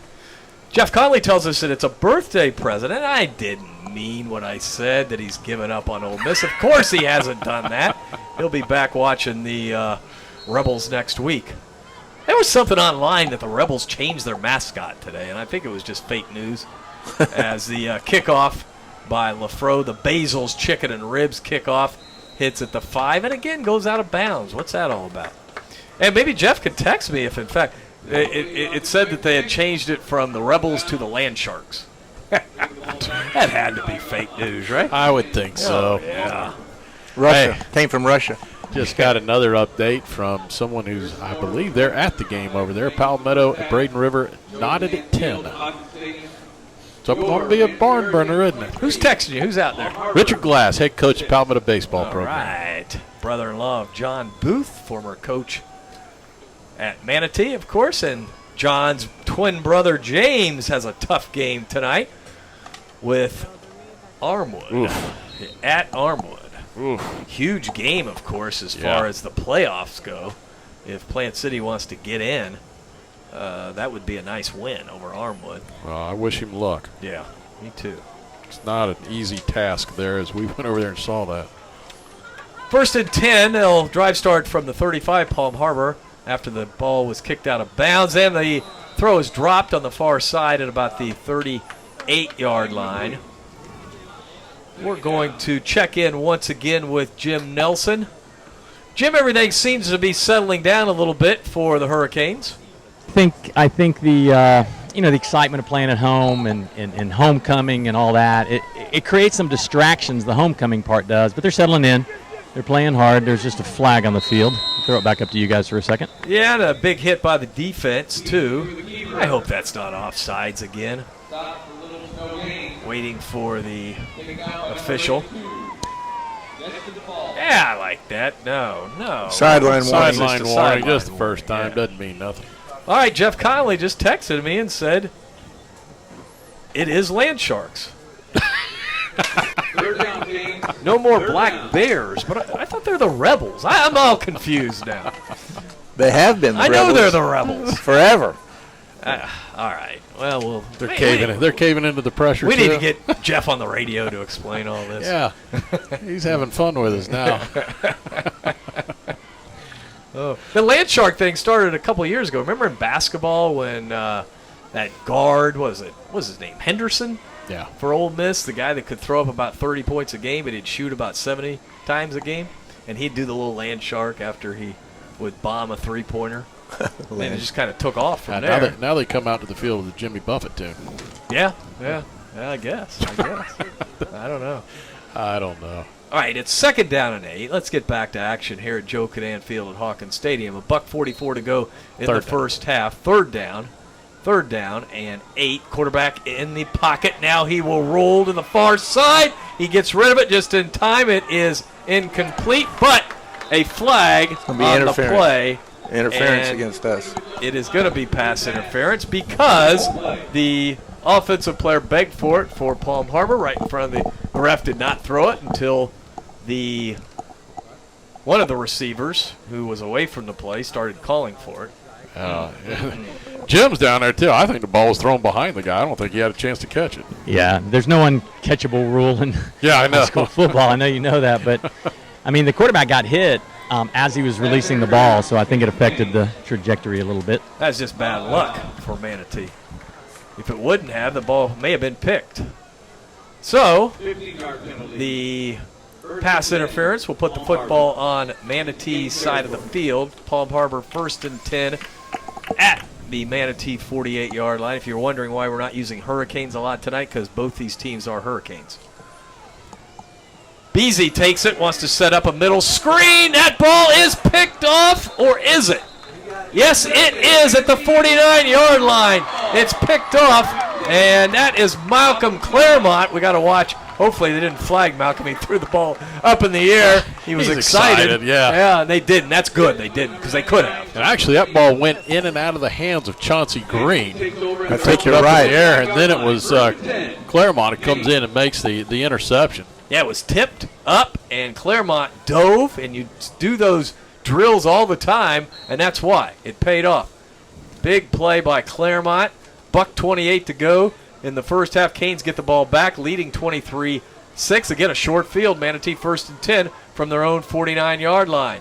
O'Neal is under center, and he gives it to Harris. Harris to the 45. Harris is wrestled down at the 42-yard line. Beautiful run by Napoleon Harris, 8 yards. Manatee will be in its hurry-up offense. And the Canes decide to call the timeout with 1:07 to go in the first half. So we'll take a 30-second break. Canes lead 23-6. You're listening to Manatee Hurricane Football, presented by Conley Buick GMC.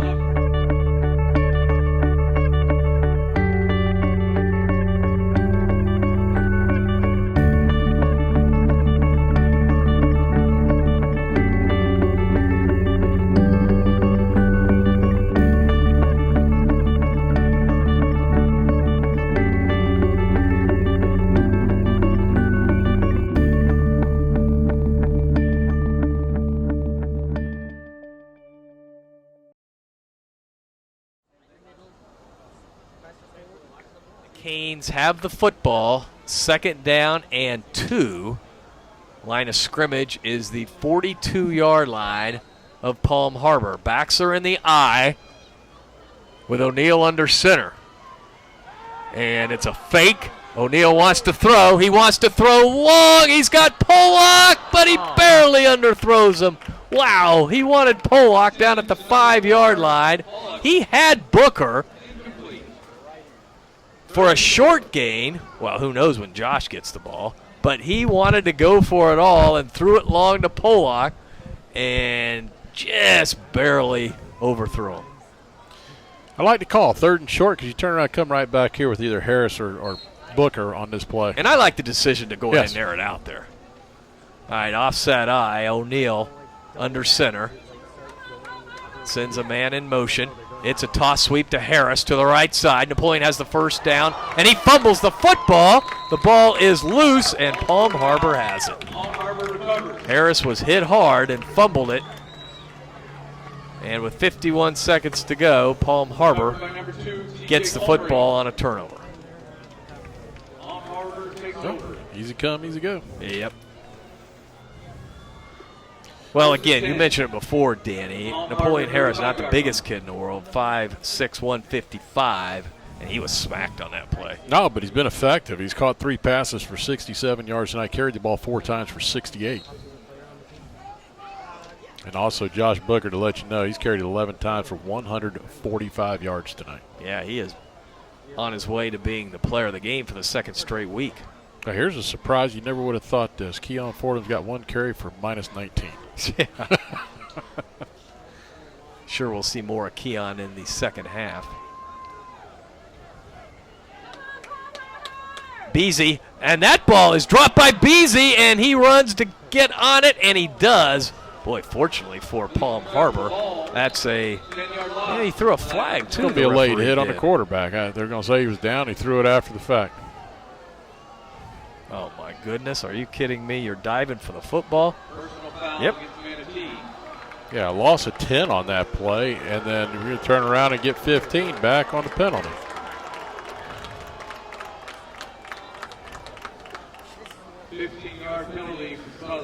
All right, I've been told that the history of the land shark goes much further back than what I said. It goes back to an ex-Marine that was a defensive player, would throw up the fin after a great play, and that led to the land shark. Another history lesson. Yeah, and they are still the rebels. They just went from the black bear to the land shark. They went from an animal to a fictitious animal. Quarterback running out of the pocket. He's being chased. He's at the 35. He fires it to Colmary at midfield. Colmary goes out of bounds at about the 45, and I swear he may have been out and then came back in. Not sure where he was over here. 13-yard pickup. Have to go back and watch that on film. But that was a great play by the quarterback, Wyatt Beasy, hitting his favorite target, T.J. Colmary. So let's set it for you. The ball is at the 46 of Manatee. Palm Harbor driving left to right in the closing seconds of the first half. It's 23-6. Manatee leads, 35 ticks to go in the half. Palm Harbor trying to climb its way back into this game. Beasy takes the snap, rolling. Now he will throw a little high on the far side. A little high, incomplete at the 33-yard line. So it'll be second down and 10. Stay tuned at halftime. We'll have the Shake Pit halftime report. By the way, we do have our shakes now. Yes, we did. Danny and Dave. Eddie had his first quarter. 26 remaining. Thanks to Deb. Deb Crow in the Shake Pit. Man, you got to go to the Shake Pit, just take in all the nostalgia. I love looking at all the photos over there. All kinds of stuff hanging up in there. Second down and 10 for Palm Harbor. Beasy out of the gun, takes the snap. He looks. He throws it long on the near side. He has Colmary wide open at the 15-yard line. He catches it and goes out of bounds. Claremont on the stop, but that's a 31-yard pickup with 18 seconds to go. Again, a score here. They're only down by 10 at halftime. Very reminiscent of last week, isn't it? Last week, Alonzo did the same thing, went down and scored. We've got timeout on the field. We'll keep it here. And we're also going to be talking to the new lacrosse coach at Manatee High School. And Matt Falls. If you're thinking, Dave, they don't have a lacrosse team. Well, yes, we do. Just added today. And we will start playing this year in the spring, girls and guys lacrosse. It's exciting. First school in Manatee County. It's actually a fun sport to watch. Why not the flagship school, right? Yeah, you know what? It's really catching fire over there, too, and I'll talk to him a little bit about it at halftime as well. You know, as if you go over to Bray and in the spring, that thing is really taking off. And it's starting to pick up momentum and taking away, I mean, even baseball players. Now, if you go over to GT Bray and watch baseball, there's not as many people there. It's really going. They've got girls and boys going at the same time over there. Yeah, a lot of running around, and it's a contact sport also. Oh, yes, it's a cool sport. So stay tuned at halftime. It's kind of similar to I guess you'd say hockey. I mean, without skates. I mean, that's. Of course, it's becoming really popular in colleges. The University of Florida has a great women's lacrosse team. Didn't really know much about lacrosse until Duke did their thing, and then I kind of figured it out. Yeah. Wyatt Beasy out of the gun from the 12-yard line. He'll throw it down toward the end zone, and it is tipped up and incomplete. Wow, all over the receiver was Cedric Waters. Great coverage. The receiver was able to tip it up, but he couldn't control the ball, and it'll be 2nd down and 10 from the 12-yard line. 11.9 seconds to go. You've got time to chuck it down there a couple more times. Yeah, but what I got, they've got one timeout left. Now, I could be incorrect on that, too. I might have missed one earlier, but look for Beasy to roll out and run. Well, some of our defensive linemen now with hands on hips, they're getting a little tired. They need to come up with a couple more big plays here to close out the half. Beasy with one lone setback out of the gun. Takes the snap. Here come the Canes. He throws it down incomplete. That was a bad throw. Either that or the receiver turned the wrong way. And that was nowhere near the receiver at about the 3-yard line. So it'll be 3rd down and goal. 8.7 seconds. Well, I mean, if you don't get it here, are you going to try to get points on the board and bring in the field goal team, or are you just going to go all out and try to get a touchdown here? Based on the fact that he doesn't do anything but onside kick and boot, I'm not sure he's got the leg to get it done. Mm-hmm. From here, it'd be a 30-yarder. They're going to go. I'd go for it if I was them down as many as they're down. They need big points, not field goals. And nothing is a chip shot, as we learned last night in the Bucs game, even in the NFL. Beasy out of the gun, takes the snap. Here come the Canes. Beasy will throw it down to the end zone, and it's caught for a touchdown. It is caught for a touchdown with just 4 seconds to go in the first half. Wow. That pass right there will put him over 200 yards passing in the first half. He's thrown the ball 27 times. Yeah, that was Colmary, his favorite target. Yep. He's got 203 yards passing, but rushing side, they're at -6. Very much one-dimensional, but that one dimension is really good. And now they'll try for the extra point. They had one blocked earlier in the game. This would cut the Cane lead to 10 and give Palm Harbor momentum going into the locker room.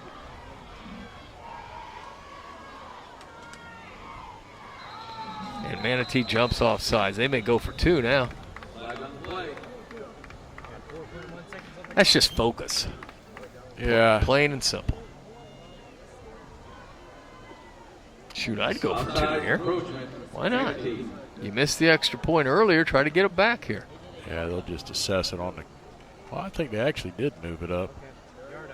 What's that saying for your kicker if I got to move it up a yard? Sometimes it'll mess them up to get too close. Schuster, the kicker.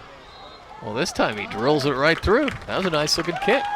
So it is 23-13 with 4 seconds to go in the first half. Palm Harbor hanging around.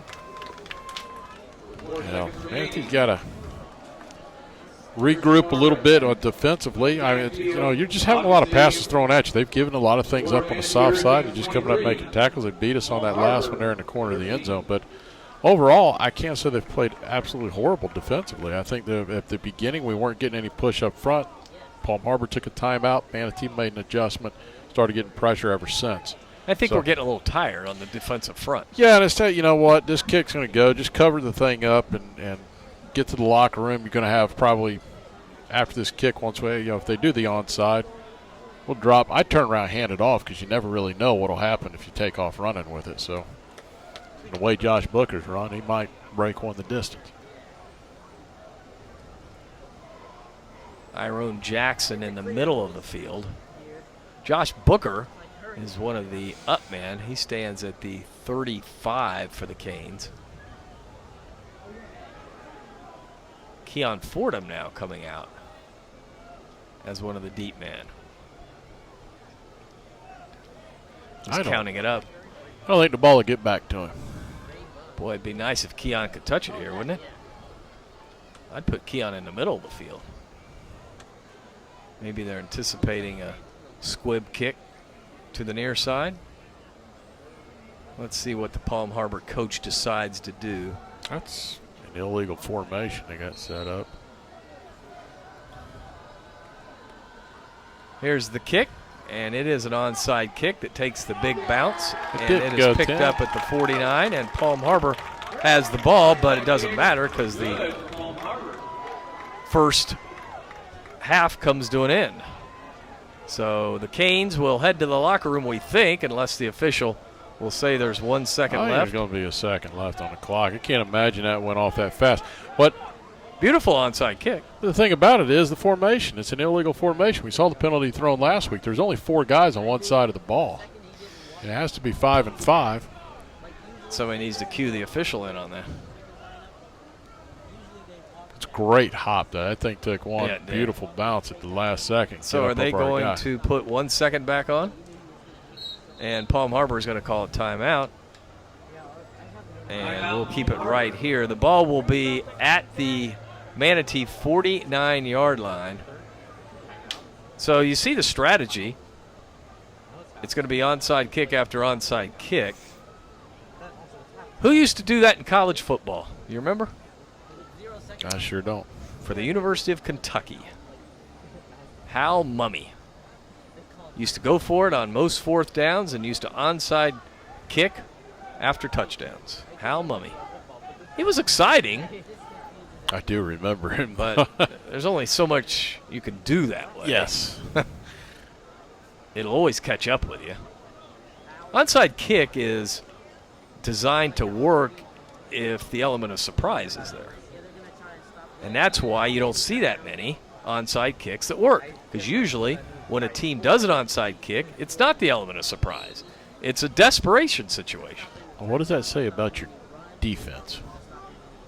So pretty much. I mean, you're going to give them that much of a short field all the Well, time. we've seen You it got no- tonight. Yeah. I mean, Yeah. you've got no confidence that Manatee only has 23 points, but the drives have been really long, and we haven't had those big plays tonight. As the last play will be quarterback throwing it down to Calmary at the 35 to the 30, breaks a tackle, and he will go down at the 29-yard line as the first half comes to an end. That will just add to the statistics for Palm Harbor. Nothing more, as we will now check in with Jim Nelson shortly down on the sidelines with head coach Yusuf Shakir. Our halftime score 23-13, and Yusuf wants to get a word with the referee, but I'm not sure that will happen. Coach, what do we got to work on in the second half? Just being disciplined and doing our fundamentals. Thanks, Coach. All right, discipline and fundamentals. Yeah, I think he's got that right. Discipline being penalties, fundamentals being a vast array of things, tackling and coverage. Yeah, no, I got to echo Eddie there. Jumping off sides is a problem. But, hey, before we go, I just got to say, IMG 17, Venice 9. I feel better. Yeah. I had to throw that out Second there. quarter? Yes, almost halftime. Yep. All right, we're going to take a timeout. It's homecoming. The floats are coming out, and they'll be going around the field. And we'll have all the homecoming festivities tonight. And we'll have the Shake Pit halftime report. You're listening to Manatee Hurricane Football, presented by Conley Buick GMC.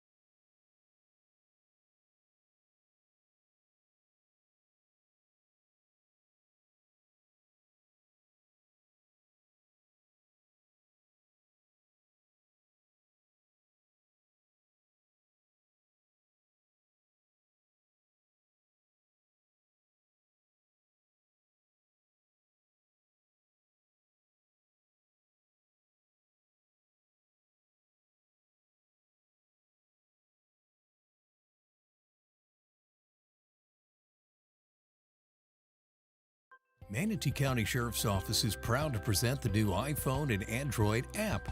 We remain dedicated to providing the highest standard of service to our residents and visitors. So with this app, you'll find valuable information right on your mobile device. The app, in partnership with thesherifapp.com, gives you our latest news and events, most wanted listings, sex offender locations, submit a tip, job opportunities, and more. Manatee County Sheriff's Office is available for free in the App Store and Google Play Store. Download our app today.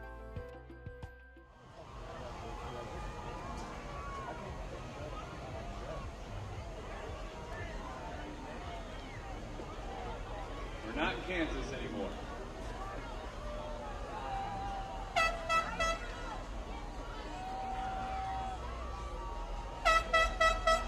Our second float of the evening is a sophomore class float with the theme of Lions, Tigers, and Bears.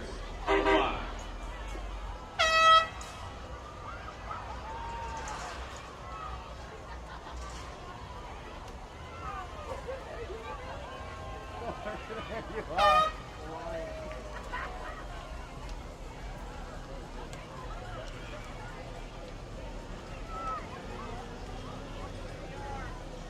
Our third float is the junior class float with the theme of The Voyage to Oz.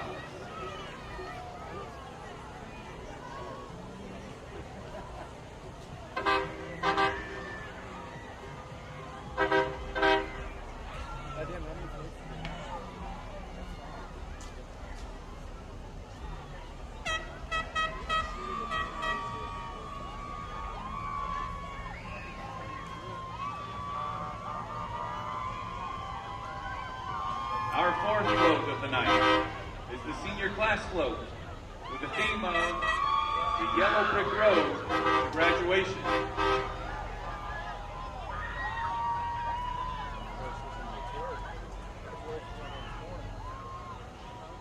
I like when they go.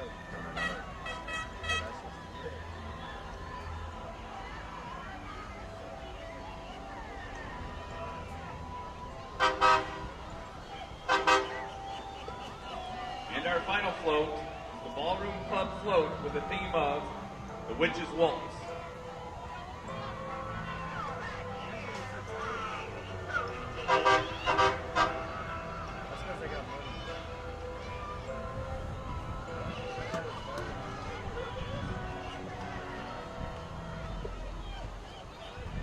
At the 50-yard line is the freshman class float with the theme of Dropping a House on Palm Harbor.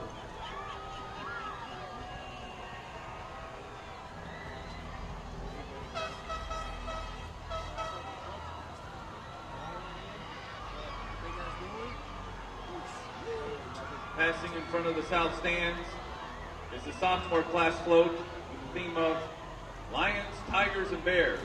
Oh my.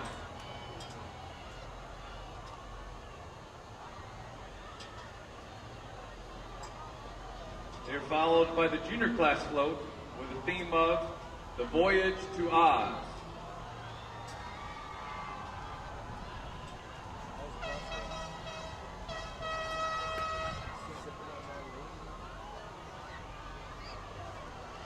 Behind them is the senior class float with the theme of The Yellow Brick Road to Graduation.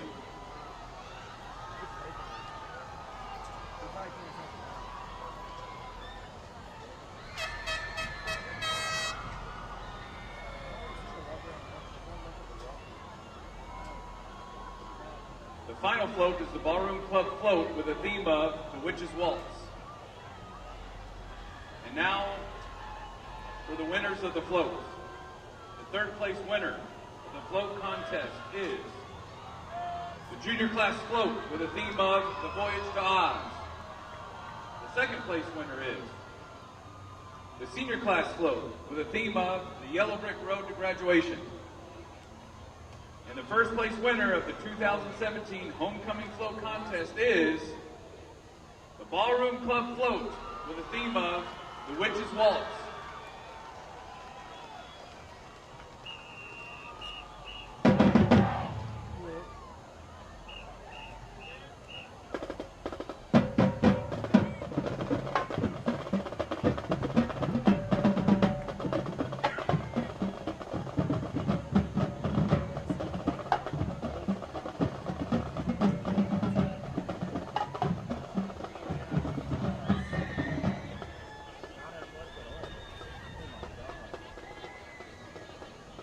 Now let's welcome our representatives. You better get your fucking long snaps in. You better get practice in. I'll give you 2. Where the girls at? Student Council, Emma Manous, Haley Colasso, and James Cuccio, Katie Levy and Hayden Brewer, Sammy Costello and Lane Bowers, Bennett Barnes and Ali Ruhifed.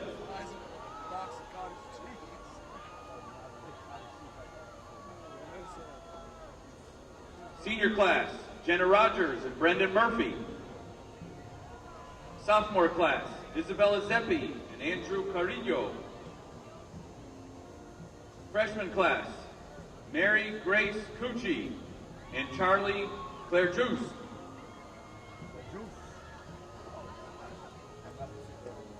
Key Club, Ashton Johnson and Seth Stone. Cheer and football, Danica Mays, Isabel Hyman, and Brett Gerber. Volleyball, Kara Saylor. Cross country, Marcel Sanchez and Raquel Laspacio. Swim, Jackson Wyndham and Abby Collar. Step team, Tracavia Nelson and Alexandra Jean-Baptiste. Golf, Michael Wood and Gabrielle Tomio.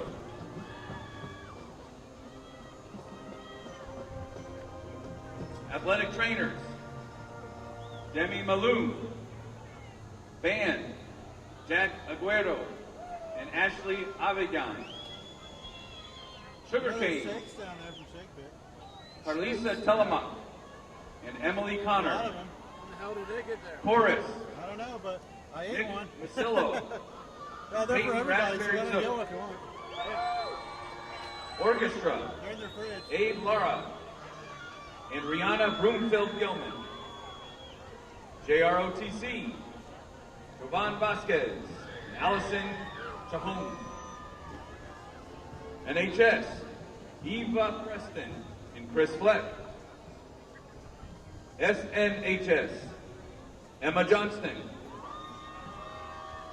Mu Alpha Theta, Jonathan Tang. Ballroom, Perry Shukla and Sydney Richendaler. Spanish Club, Lance Liverpool and Stephanie Rauda. Congress, Connor Kiernan and Madeline Stewart. Drama Club, Courtney Zoller and Audrey Lipton. Art Club, Olivia Lake and Skyla Yost. Z Club, Leslie Trisalis and Jalen Brown. HOSA, Cameron Kiernan and Brittany Lockhart.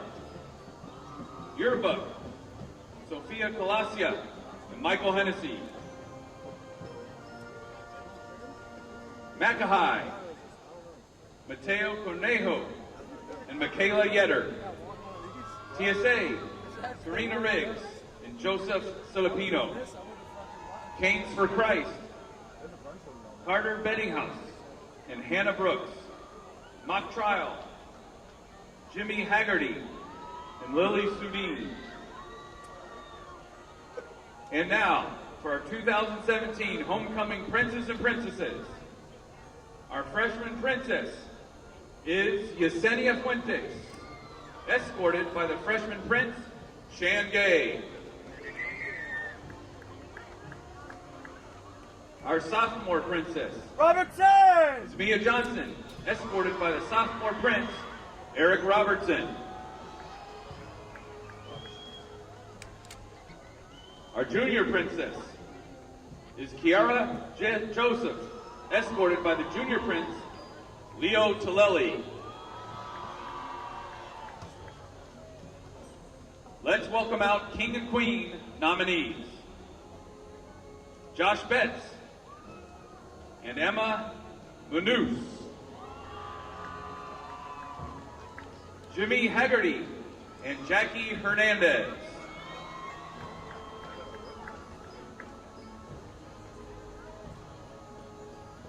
Carter Bettinghouse and Sammy Scholl.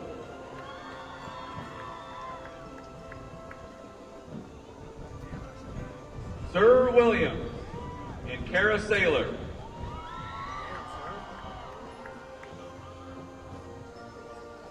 Ced Waters and Kim Rodriguez. Sixto Avendano and Flor Zamora. Lance Liverpool and Jillian Phillips. Gary Lidge and Luz Sosa. Tyler Sardinas and Hunter Story.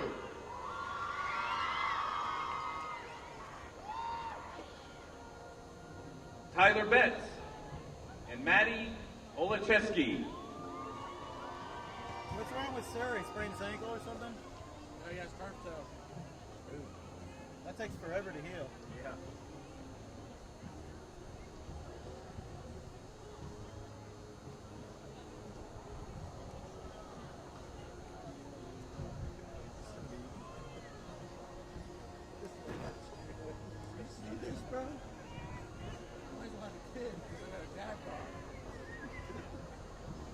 Whose fault is that? Yours. You're the one that said goodbye, Coco Shows. You have to come back with a fucking ice cream. You're the one that keeps it. It's good. You sound like a bad man. It's good as hell. Cherry, grounded up cherries are not good. It's not cherry ice cream, it's ground. And now, without further ado, it is my pleasure to announce Manatee High School's 2017 Homecoming King and Queen. Our 2017 Homecoming Queen is Sir Williams.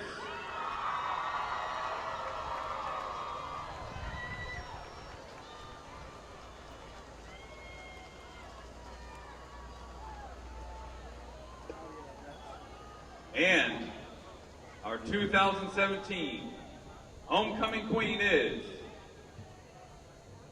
Kim Rodriguez.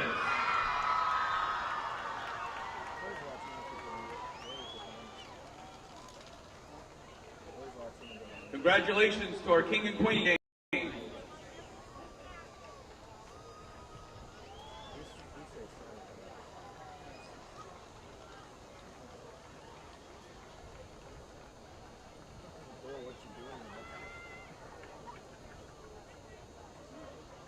I was never, I still not.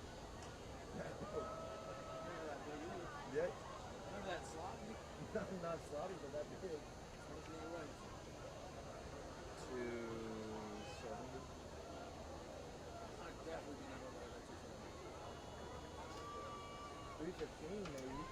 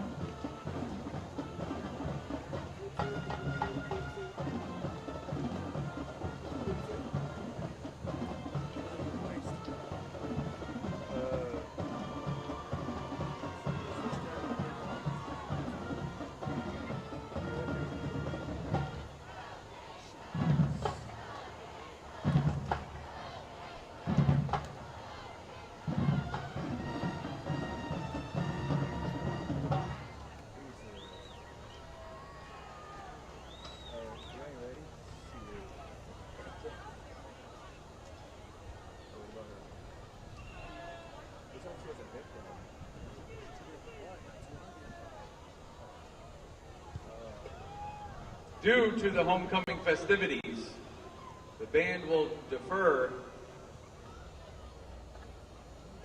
until after the game. Please do not take the field. The band will perform after the game.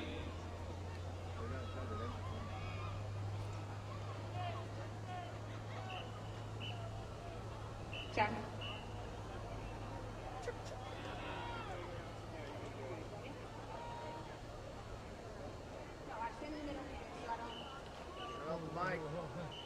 Hey everyone, we just want to take a quick second to say, we have Matt Ball here, Bowen, Summer, and myself to say thank you to everyone and congratulations, because it is official. We will have a girls and boys varsity lacrosse team this year. Thank you for all of your hard work. Great job, go Canes!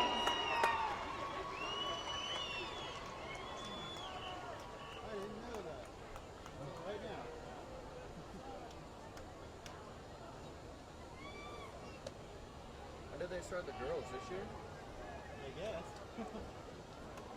it was a club last year for guys.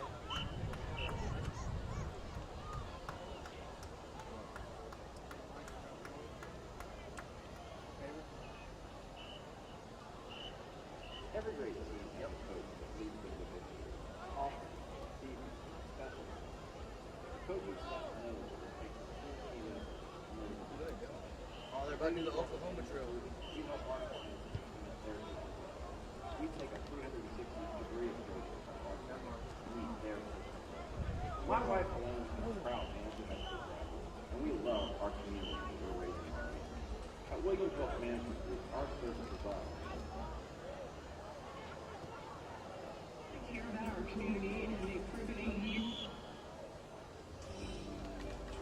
First half statistics, Palm Harbor.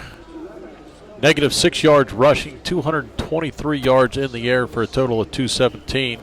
Manatee Hurricanes on the ground, 194 yards and 88 yards in the air. Ryan O'Neal is 5 of 7 for 81 yards and a touchdown. Josh Booker leading the way on the ground with 11 carries, 145 yards, 2 touchdowns. Also, Napoleon Harris has 4 carries for 68 yards, and he also has 3 receptions for 67 and 1 touchdown. So the Hurricanes have done their part on the ground. Statistically, relatively even. They have outgained their opponent by 65 yards, and so far, things have been kind of more on the Manatee side. 2 long drives over 90 yards tonight, which have been very impressive. One going 96, the other one going 92. The Canes have done what they wanted to do there. I'll try and hit you up on a couple of scores from around the area. Braden River, let's see what that score. Last score we have, it's now 17-10, third quarter. Braden River leads. St. Stephen's 47-0 over Gateway Charter Riverview Rams. District opponent next week leads Newsom 50-3. That's a running clock there in the third quarter now. Also, Southeast Seminoles, they were up on Cardinal Mooney in the fourth quarter. Braden Christian leads Carrollwood Day 17-6. IMG up 17-9 over Venice at the half. And let's see if we can find that score here. It just disappeared on me. But anyway, Southeast was up in the fourth quarter. But other than that, there it is, 28-17 Southeast over Cardinal Mooney. So with that said, I'll bring in the voice of the Hurricanes. Bring you all the action here in the second half, Dave Bristow. Thanks, Danny. I don't know if you guys hit on it, but, a huge play was the turnover that Manatee got late in the first half. That really switched all the momentum around in this game, just as it looked like Manatee was going in for yet another touchdown, which would have made it 30-6 at halftime. What happens? They turn it over. Palm Harbor gets the touchdown to make it 23-13. Yeah, that flipped everything. Yes, it was. Absolutely. And I'll tell you what, I'll go out on a limb here. Everybody take your choice. Do they do an onside kick or not? Yes. There's been a bunch of them. Eddie, you want in on this wager? They only have 4 guys this side. I'm telling you, I swear it's supposed to be 5-5, but maybe the rules are different.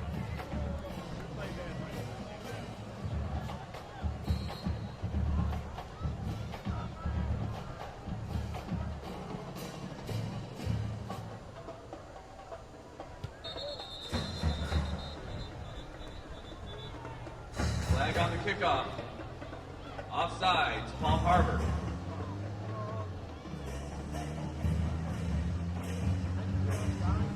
Or are they going to say, wow, geez, you know, we can't really onside it now. We really do need to kick off again. Because if you onside it now and Manatee recovers, they're going to have it at the 45-yard line or so of Palm Harbor. Ooh, nice arm by the referee. Are they actually aware of who's the deep guy? Probably not. Probably not, because it was 10, now it's 1. They're about to find out. Fordham is back deep, standing at about the 9-yard line. I hope he gets it. Schuster. Oh, now. I think they figured it out. The coaches tell him, don't kick it to number 1. Right there. And they might be setting up another onside kick. Again, if it doesn't work, they're in big trouble. Kicking off from the 35-yard line. Here we go. Schuster puts his right foot into it, and he's just going to bloop it. And it is a fair catch by Iron at the 30. No need for that. Iron had a good 10, 15 yards to gain. No question. That was not a good call, but it's okay. He's a freshman. Yeah. And that's a big win by Palm Harbor there, right? Absolutely. All right. The Canes driving right to left, just underway here in the third quarter. Ryan O'Neal will start the second half at quarterback. Booker is the fullback. It looks like Iron Jackson will line up at tailback. And the ball goes to Iron, who gets to the 30 to the 31-yard line, pickup of a yard. It'll be second down and 9. This Palm Harbor team is fired up. I mean, they're thinking, hey, we can get a quick 3 and out. We are right in this ball game. Second down and 9. Booker will line up in the backfield right along quarterback Ryan O'Neal, who is in the gun. 3 receivers to the right, 1 to the left. We need a big run from O'Neal Booker. takes a snap. He fires it out to Pollock. Pollock grabs it at the 35 and goes down right there. Guys, that was a rifle throw. Wow. Good throw by O'Neal, but Palm Harbor's defense was right there. So it'll be third down and 5. Manatee desperately needs to pick up this third down. I would not be surprised to see a running play here. I was thinking the same thing. Go back to Booker. Manatee, like I said, Danny. Manatee needs to come out and drive this and get a score and shut them down. Their confidence is growing. 3 receivers to the left, 1 to the right, out of the gun. O'Neal takes the snap, fires it to Coleman. He's got a lot of room to the 35, west to the 40, to the 45, spinning ahead to the 48-yard line. Wes Coleman's first reception of the night for 13 yards. First down. Needs to tuck that ball a little bit. He was running that ball, holding it out there too far. But he made a good run. Catch and run. I like how they're spreading the ball out, though. They're not letting them get comfortable inside. They're going to try and get them out of that box a little bit. 3 receivers to the right, 1 to the left. Booker in the backfield. O'Neal fires it out to Fordham. Fordham to the 50. Fordham to the 40. Fordham to the 30-yard line. Oh, I like that one. There's a flag, though, at the 45. Oh, gosh. That's going to be good for a 10-yard pickup. That's going to be a hole on Iron Jackson out there. Boy. And it didn't even figure in the play, I don't think, did it? You mean when he was the lead blocker out there. He actually tackled the guy. Maybe we need to put Iron on a little defense. Yeah. Should just repeat the whole thing. Be first and 10, maybe 11. Let's see where they go with the spot. It's a hold. Gee, me Christmas, I'll tell you what. These penalties tonight are really slowing us down. We get momentum. Yeah, it'll be first down and 11. Line of scrimmage, the Manatee 47-yard line. 10:13 to go in the third quarter. Manatee leads 23-13. O'Neal takes the snap, gives off to Keon on an end around. Keon to the 50, Keon to the 45. Another flag on the play.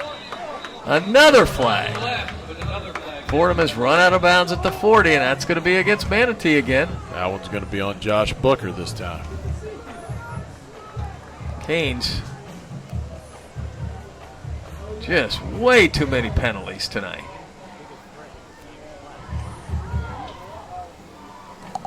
We keep getting big chunks of real estate, but being negated by the penalties.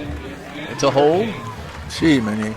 So now it's going to be first and about, well, first and 15. Line of scrimmage now the 42 of Manatee.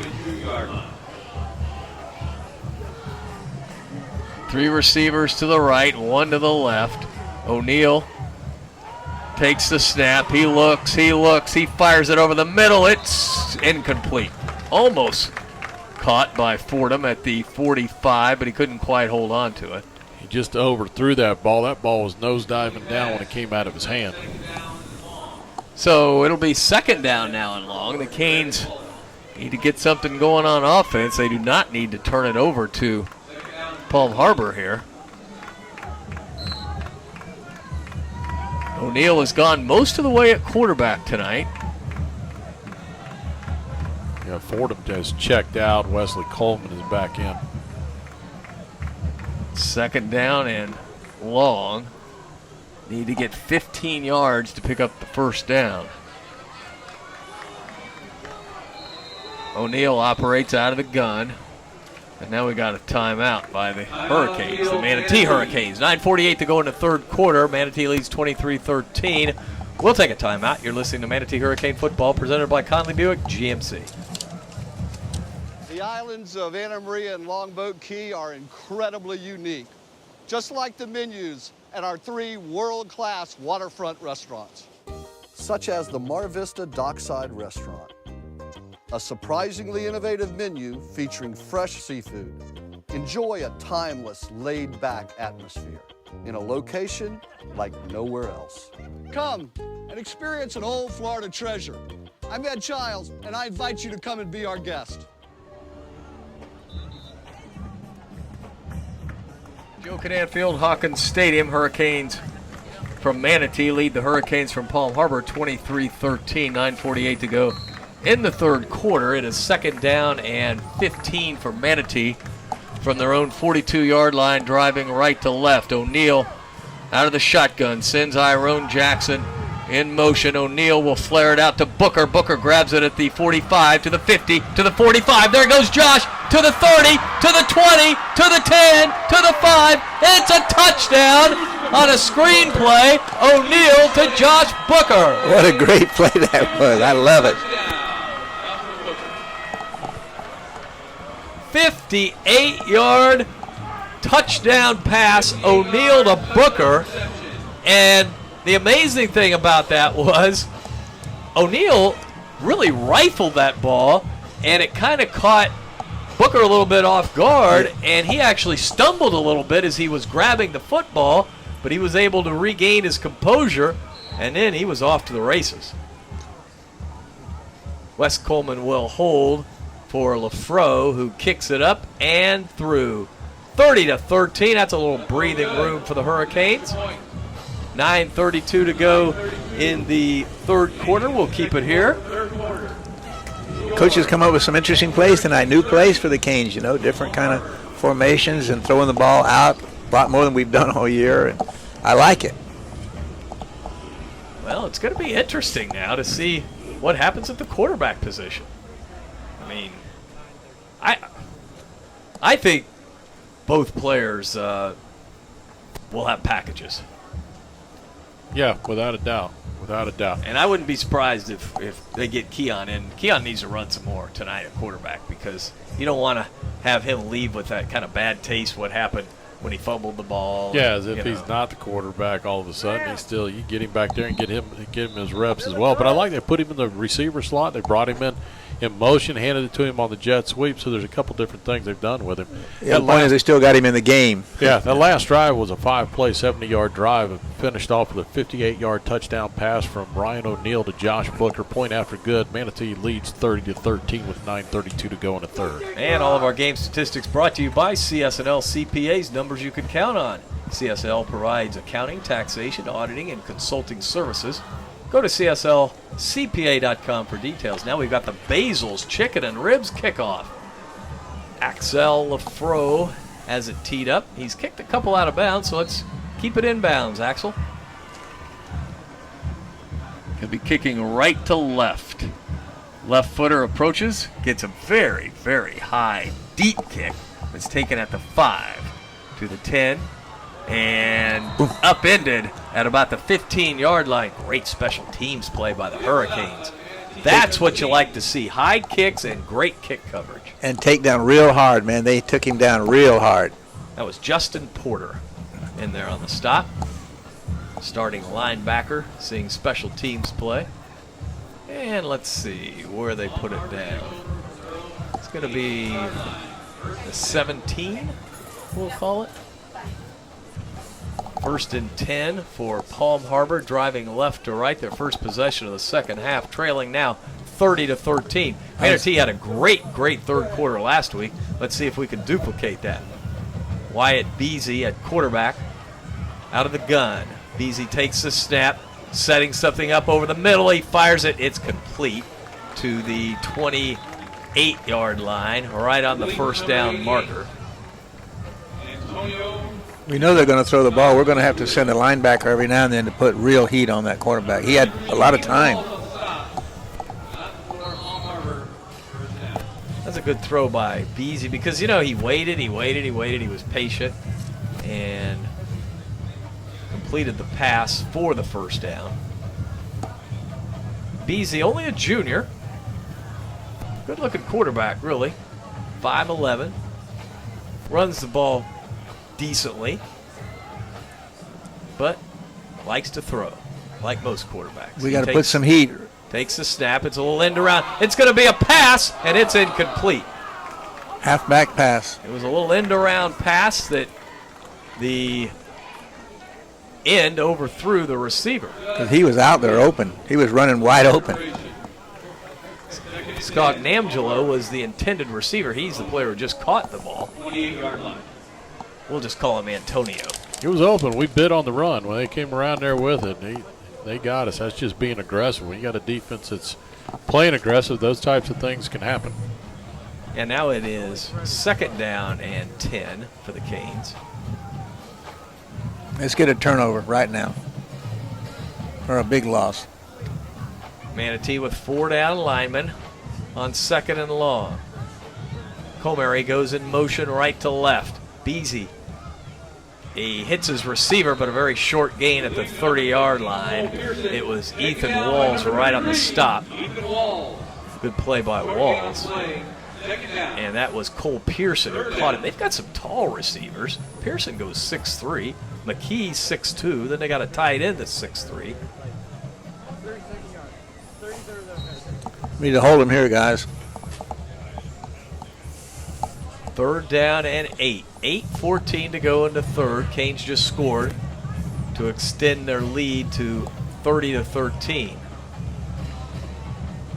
Palm Harbor driving left to right, a big 3rd down. Their junior quarterback operates out of the shotgun, sends a man in motion right to left. Takes the snap, looks, and he will go down. That's a good thing because Comary was running wide open at the 40-yard line. Wide open. The sack by the Hurricanes. That was Destin Falls in there. He's destined for greatness, no doubt about it. Also Jordan Bing. I think that was close to a sack. I don't know if he actually got him behind the line or not. We're going to have to work real hard on this pass defense for next week, guys. And it could be ugly. Well, they like running the ball down there. Yeah, but they can throw the ball too, I'm told by the Alonzo coach. Yeah, I don't know. They see what we're doing tonight, they might be more. Yeah, a little bit of a loopy center snap, and the punter gets it away barely. It hits on the far side at the 35 and rolls out about the 36. Yeah, I don't know how, I don't know how informed that guy was last week. Nice guy, but Rearview's got Ali Boyce, sophomore running back. He's a good one. Yes, he is. He's a good one. But if they see how we're playing pass tonight, they might decide to throw that football. Well, I think they're going to throw the ball because they're big up front. They'll buy some time. We'll have to come with they run an up-tempo offense. Yep. And we've got Keon Fordham in at quarterback for the Canes with 7 minutes to go in the third quarter. Manatee drive starts from its own 36-yard line. Fordham will send Iron in motion. Keon will keep it. Keon to the 40. Keon sidesteps a man to the 45. Keon gets to the outside to the 50. Keon to the 40. Goodbye. The 30. The 20. The 10. The 5. It's a touchdown for Keon Fordham. 65-yard touchdown. Nice. 4 yards and a touchdown for Fordham. What an electric run. Wow. What speed. There's two guys right there with him, and I keep telling everybody, if you haven't seen him, he can pull away so fast. It's unbelievable. He is the fastest I've seen in years. On to try the extra point now with 6:43 to go in the third. And, boy, this is kind of a repeat. And a little bit of a high snap. Coleman does a good job getting it down, and the kicker kicks it through. So the Canes lead 37-13, 6:43 to go in the third. We'll take a 30-second timeout. You're listening to Manatee Hurricane Football, presented by Conley Buick GMC. Before the warning flags are launched, before the winds of change arrive, you must plan and prepare for what lies ahead. Your business and personal finances call for a trusted team to help you achieve your goals with numbers you can count on. Serving this region since 1954, CS&L CPAs provides accounting, tax, audit, and consulting services. Our mission is to understand your unique needs and create exceptional solutions. CS&L CPAs is a proud supporter of Manatee High School. Visit us online to find out more. Fro. You say Axel, what do you think of? Axel Foley or Axel Rose? Axel Foley. Yeah, that was a great movie. For sure. Yeah. As a very, very deep, high kick taken back at the goal line to the 5, to the 10, to the 15, to the 20, and across the 20 this time to about the 22. Gang tackling, though. You like to see that by the special teams of the Hurricanes. That's the Manatee Hurricanes. Well, Canes now stretch it out to a 37-13 lead. And Manatee, with a win tonight, will set up what will be a monumental district game next week at Riverview. Official timeout. Water break.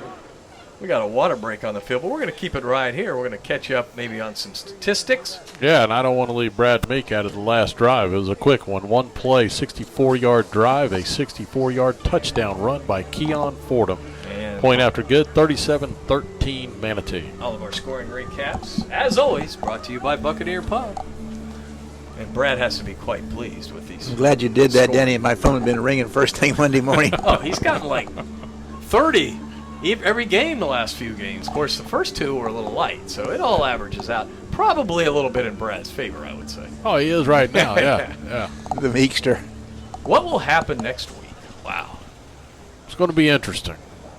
And again, this game is far from being over, but it's 37-13. Manatee seems to have settled in. And Palm Harbor not a team that gets stronger as the game goes because they do play some players both ways. So we'll see how well we execute next week. There's no doubt that our coach will spend plenty of time on film. Beasley out of the gun, and he will throw over the middle. Throws a little bit behind the receiver, but a nice catch at the 30. Run out of bounds at the 34-yard line. That was a beautiful grab. Yeah, great catch behind him. By Antonio. Can you say his last name? Yeah, I said it once, and that's enough. Have you? I didn't hear you. Scognamiglio. Something like that. Antonio. That was a nice pickup for a first down. 10 yards, and Palm Harbor driving left to right, trying desperately to stay in this game. We're midway through the third quarter. Beasley now will be under center. And this is going to be a double pass. No, it's not. A little lateral. Great play by Manatee. They were setting up what appeared to be a double pass. It's a 1-yard loss. That was Bonnie who caught it behind the line, and that will be a running play, a lateral. But our safety did not bite. No, he didn't. That would be Frank Waiters in there, I believe. Yep. On the far side. That it is. And he just saw that play, so that was good. That's good coaching. The coaching Hey, be ready for that again. And they ran it again to the opposite side. Beasley out of the gun, wants to throw, being chased. The ball is tipped up and incomplete. Boy, it was tipped. Almost picked. Quentin Rome putting the pressure on, and it was Cedric Waters who almost got it after Rome tipped it. Third down and 11. Clock stopped 5:36. The Canes have had 2 wins this year, both running clock. 2-1 coming into tonight. The improvement that Quentin Rome has made over the last 3 games is just spectacular. He's going to be an impact player for the Canes, a freshman. I'll say Rome's a 9th grader, too, on that play. Out of the gun, Beasley on 3rd and long. He's rolling to the near side. Here come the Canes. He's going to throw it at the last minute, and it is complete. What a catch. Because it was great defense, and again, it was Antonio who caught it.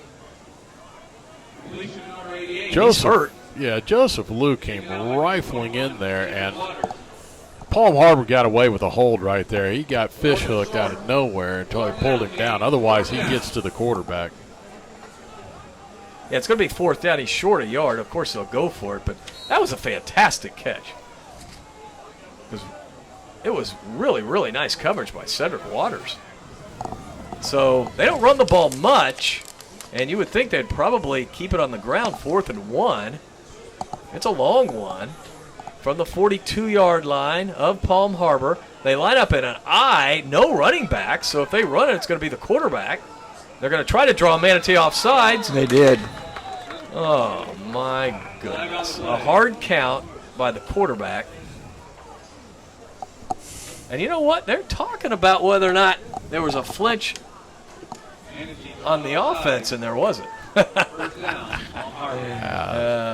oh boy, oh boy. That is the Hurricanes' 12th penalty tonight for 96 yards. And a lot of them have been off sides. Yes. My, oh my. 4th and 1 turns into 1st and 10 on an offsides. And that's not our first. Probably won't be our last. I'm sure of that. Clock rolling, 4:20 to go in the 3rd quarter. Palm Harbor still in their own territory. Beasley with 3 receivers to the left. Single setback. Beasley takes the snap, flares it out, incomplete. That ball wasn't well thrown at all. That's his first, really, I thought, not good throw. Bonnie was the intended receiver. The ball really fluttered. Yeah, good coverage. Justin Porter took him coming off the line right there. And actually, Joseph Liu was the one who kind of jumped around a little bit and threw that pass off. We need a pick. Porter almost had a chance to intercept it, you know.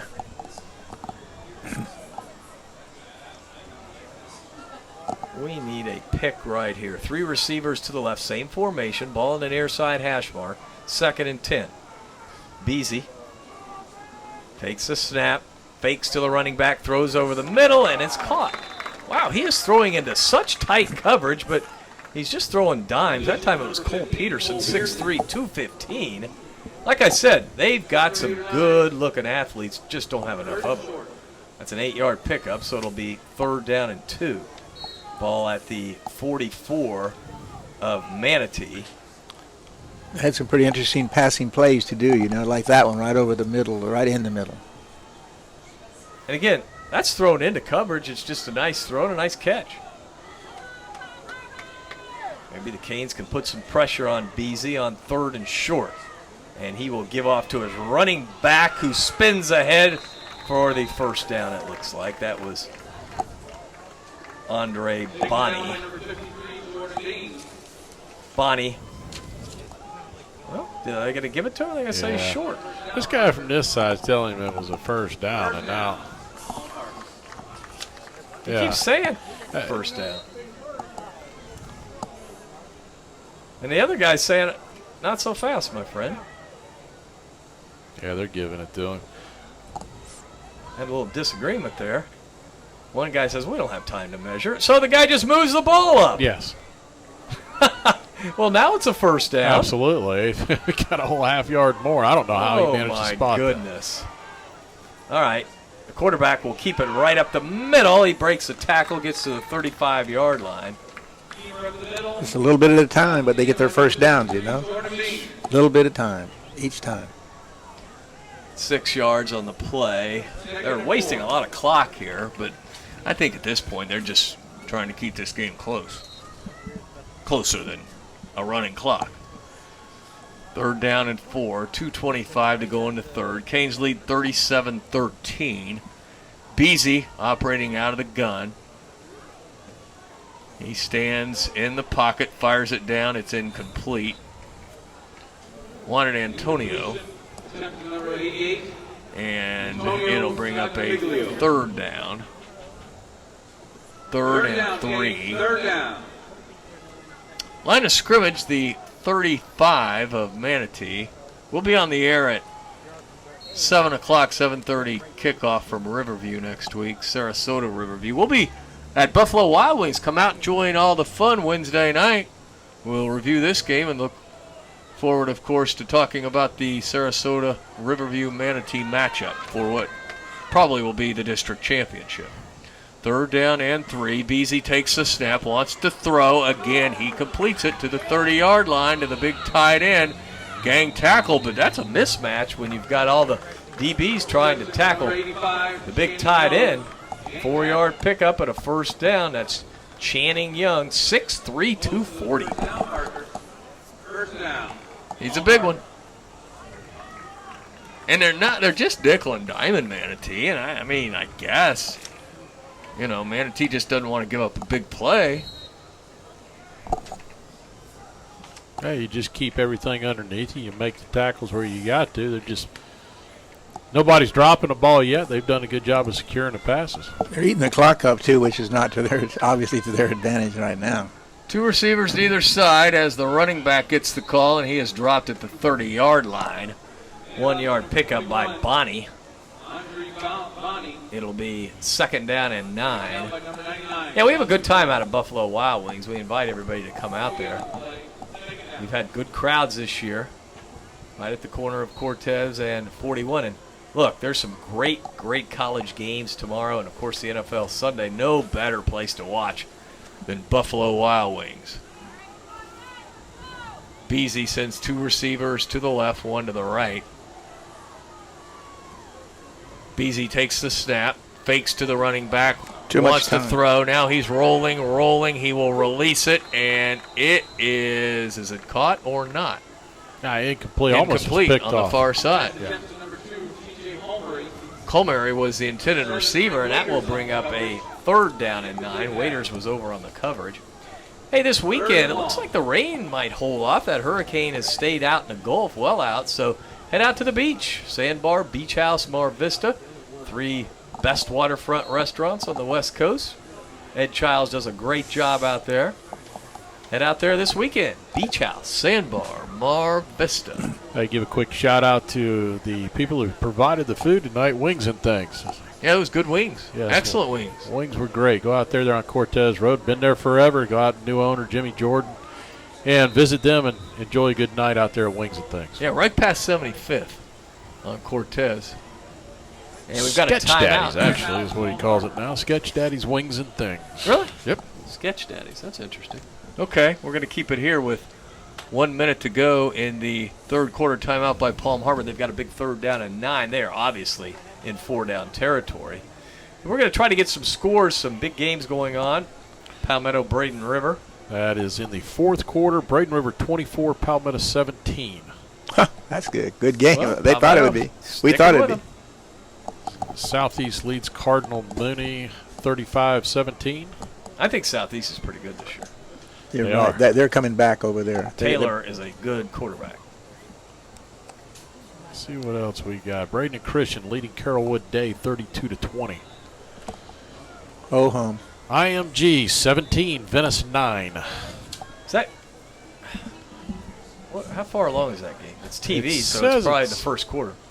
Says it's in the 3rd. We're not going to have to worry about those cable games anymore. No. Because apparently they're going away. Spectre making all sorts of changes, and I don't like them either. I don't either. Beasy on a 3rd down and 9 out of the gun. Takes the snap.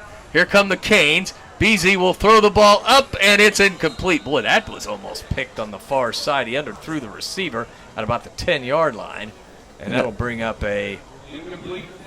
No, Waiters was in the area, but there's another guy two or who three dropped Canes back. over there. Yeah, actually Malik Claremont was the other one. He's in number 6 tonight. Well, Malcolm, his twin brother, wearing Yes, 15, right. You know what I don't like about Spectrum? I called him up the other day, and I got a cable box, and it records like 6 shows. Yeah, and they got said, signed. oh, no, if you change services, we don't have that cable box anymore. What? You're able to keep that one, but if you sign up to new services, we'll have to take that one. What? Wyatt Beasley takes the snap. He's being pressured, and he will run to the 35. Now he'll unload it into the end zone, up for grabs. Incomplete. You don't want to pick that off because they will turn the ball over on downs to the Canes now. He had the right idea, just throw it up for their big receiver in the end zone, but good coverage by the Canes. I think we got a cramp. That's Eric Washington down on the field, and I think he's cramping. Let's it's hope very that's all humid it is. tonight. Yeah. Good job by that front four, though. They made a great push, flush him out of the pocket. And now we'll take over on the 30-yard line. Yeah, it's a cramp. Work it out, kid. We're going to check in with Jim Nelson on the sideline. Jim, are you fired up for the Riverview game next week? Are you kidding me? I mean, if we played the way we can play without the mistakes, with the electric running game and a pretty good passing game tonight, if the defense will just pay attention, we can beat anybody, much less Riverview. Yep. We have the talent. Jim Nelson on the sideline tonight, subbing for Gene Brown, who's off cruising. Jim will be on the sideline again next week. Keon Fordham is in the game at quarterback. It's a straight run to the right. Keon to the 35. Keon to the 40. Keon to the 45. Keon to the 50. Keon to the 42-yard line. And I had to chuckle again during a run because it's just unbelievable to see Keon Fordham run the football. That's a 28-yard pickup, and it's first down and 10. And everybody in the stadium, guys, knows what he's going to do. It's just a straight run. And like you said, Danny, when he pulls up and throws it, you're going to have receivers wide open. Who does he remind you of doing that stuff? Now, he's a lot quicker in what he does it, but he so much reminds you of Trey Burton. When he gets that pass down, it's going to be unreal. Keon takes the snap, and a little handoff on the end around to the 35, slipping and falling as Iron Jackson. And again, we've had some spots out there on the field where our players have lost their footing. Sprinkler heads. Sprinkler head pops up. That's an 8-yard pickup by Iron, and the quarter ends with the Canes up 37-13 and driving. We'll take a timeout. You're listening to Manatee Hurricane Football, presented by Conley Buick GMC.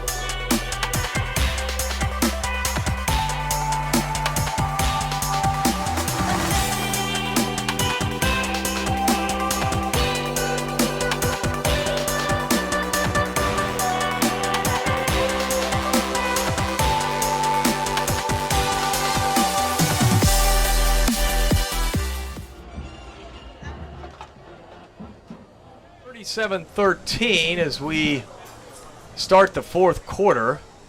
Not a running clock yet. Manatee needs to get a couple more scores for that to happen. First two district games have been the running clock for the Canes. Manatee has the football. Second down and short from the 33-yard line of Palm Harbor. The Canes driving left to right with Keon Fordham at quarterback. Fordham Sends a man in motion. That's Polak. Fordham keeps it up the middle of the 30. Fordham to the 21-yard line. Beautiful run by Fordham. Picks up the first down and much, much more. 12 yards on the gain. It'll be 1st and 10. 1st and 10 on the 21-yard line. Boy, when they start doing that misdirection stuff, it's tough to follow where the ball is, and you always have to know when Keon has it, obviously. Or before you know it, he'll be gone, dancing in the end zone. Booker lines up as the lone setback next to Keon. 2 receivers to either side. Iron Jackson comes in motion, and Keon will keep it around the left side. Keon to the 20, Keon to the 15. Keon is pushed out of bounds on the far side at the 13-yard line. That's another 8 yards. He's going to be over 100 pretty quick. That's easy for him. 97. And he started at -19 after the first play. And he in the hole. He was in the hole. And he's barely played. Yeah, he's only carried the ball 6 times for 97 yards right now. It's a pretty good average. Yeah. All right, you got to love these 2nd and 2s, right? 13-yard line of Palm Harbor. Manatee breaks the huddle with 2 receivers to the right, 2 to the left. Iron Jackson in the backfield with Keon. Keon will run it, and this time he stood up and driven back. He did not get the first down. That was good defense by Palm Harbor. So it's going to be 3rd down and 2, no gain. So he will not get his 100 yards on that carry. He looked like he was wanting to pitch it, and the guy actually sealed the pitch off from him. You're right. It was a little confused. And Keon is going to come out of the game. He's hurting a little bit on the sideline. Got his bell rung. Ryan O'Neal will come in. And how come where's the play clock tonight? It's not operating. Apparently the guy can't run it. It's unbelievable. Booker and Jackson in the backfield. Jackson dots the I. And Booker gets it. Booker to the 10. Booker to the 5. Still on his feet to the 1-yard line goes Josh Booker. Now do they say he's in? Yes, they do. Josh Booker for the touchdown. What an effort. 13 yards. Man, I thought he was down 3 times. I did too. Booker gets the touchdown to make it 43-13 with 10:20 to go in our game. Extra point attempt now by LaFro. Wes Coleman holds. Snap good. Hold good. Kick is up, and it is good. 44-13, Canes lead. We'll take a 30-second timeout. You're listening to Manatee Hurricane Football, presented by Conley Buick GMC. This is what I love, clean trucks and clean cars. That's what it's all about. Hi, I'm Zach Callis. I'm the owner of American Car Care Center, the friendliest car wash in Bradenton, Florida. We take pride at what we do here at American Car Care Center. Our employees treat your car like they would treat their own. They're here to make you happy, and our motto is, if you're not happy, tell us. If you're happy, tell a friend. Manatee Hurricanes just went on the board again on a 6-play, 70-yard drive. Josh Booker finishes it off on a 13-yard TD run, point after good, 44-13, and that was Josh Booker's 4th touchdown of the evening. And it looks like he's going to be our player of the game again. At this point, still have 10:20 to go in the game. All scoring recaps brought to you by Buccaneer Pond, and this kickoff brought to you by Basil's Chicken and Ribs. Kickoff by LaFro is high and deep, all the way back to the 2-yard line. Back to the 5, to the 10, and down at the 12-yard line. A flag on the play. Did he get his face mask? I don't know. I think he's going to call a horse collar, and I don't agree with it because that was Jersey going down. Oh, my goodness. These guys have been throwing some flags tonight, guys. Doesn't it have to be pretty blatant? Yeah, that's what he called. There was a lot of shirt going down and not the shoulder pads. The hand wasn't inside it. I think it just... Let's go down to Jim, see if he got a bird's eye view of that. Jim Nelson, did you get a good look at that? First and 10. I did not. I was down here talking to Sir, seeing how he's feeling. Well, good. Good So report. How about a report there? How is Sir? Well, he's doing okay. Sir, how are you? How you feeling, man? How's the foot? How you doing? How's the foot? Oh, it's getting better. I mean, I get an MRI Monday, and I should be all right by next week. Excellent. Right, That's great news because we need Sir back. Let's hope that MRI. Well, we've gotten kind of thin at the DB. Josh Betts sprained his ankle, and Sir's out, so we need both those guys back. Quarterback wants to throw, fires it, and it is picked off at the 30, to the 25, to the 20, to the 10, to the 5. It is a touchdown. What a run by Frank Waiters. He picked it at the 30 and took it back for the touchdown.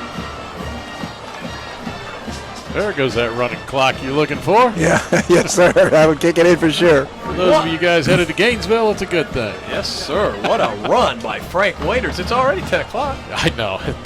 We play some of the longest games in the world. 50 to 13. And the clock is now rolling. Yep.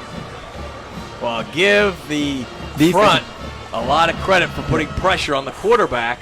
And he threw it into coverage, and Waiters picked it in a terrific run back. Frank Waiters, only a junior, as the kick is up and good. Hey, we're going to go back to Jim. Jim, is Betts' ankle look like, is it bad? Is it just maybe a twisted ankle? I'm actually looking at it right now. I think he just rolled it a little bit. Doesn't seem to be in a lot of pain. I think he'll be okay after a weekend of rest and taping it up. More precautionary, probably. Yeah, that he's absolutely. out of there. All right, because we definitely need Betts and we need Sir. We need all hands on deck. Well, we next do. week. You know, our DBs were as deep there as we are anywhere, but we still can't afford to lose a couple. No doubt. No doubt. Yeah, Jim Nelson. just tell him to shave it and tape it. He's good. Rub a little dirt on it. Be all right. Hey, we want to thank Jim. He's doing a great job down there on the down sidelines. Next stop, ESPN. It's never too late to start your next career, Jim. I just got an updated score. IMG 17, Venice 12. What's that score? 17-12, IMG. Goodness. Well, my 3 touchdowns is going to Should be close to the end of the game, wouldn't it? Yeah, I'm happy for Venice. I am too. My 2 is out the window. Venice defense must just be playing awesome. And you know it's an electric atmosphere down there. LaFro booms it into the end zone. Whoa. What a kick. And I say a lot of that of what Venice is doing, and you give a lot of credit to Coach Peacock because you know he put a game plan together, and he's pretty good at what he does. He's an excellent coach. Excellent coach. You don't like him if you play against him. Nope. But, no, but you got to respect him. He's an excellent. Yeah. Oh, certainly. Absolutely got to respect him. I mean, you know, and if nothing else, even if they don't win this game, the one thing it will do is the confidence it will give them riding into the playoffs is going to be immense. Well, too, I mean, it would be great for us if they do win, right? Oh, by the way, it's only the third quarter down there. Wow.